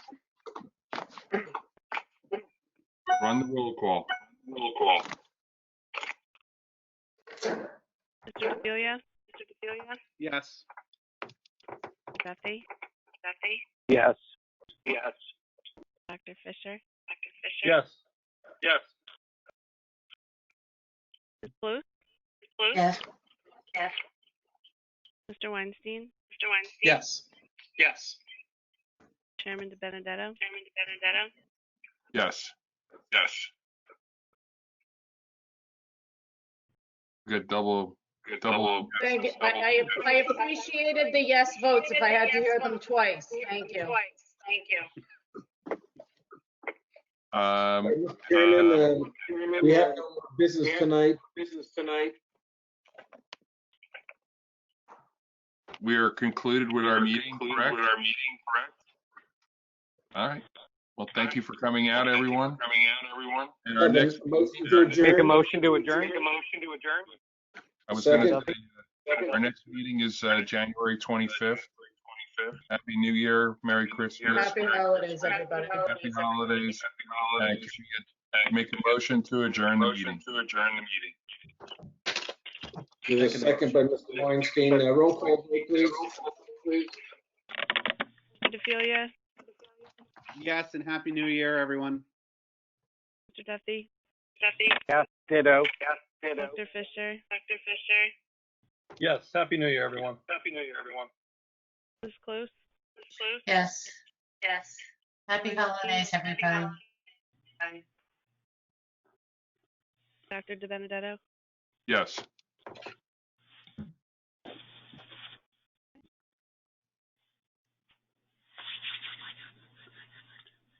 Happy holidays, everyone. Happy Bye-bye. holidays. Thank you. Happy holidays. Everybody. Bye. Good night.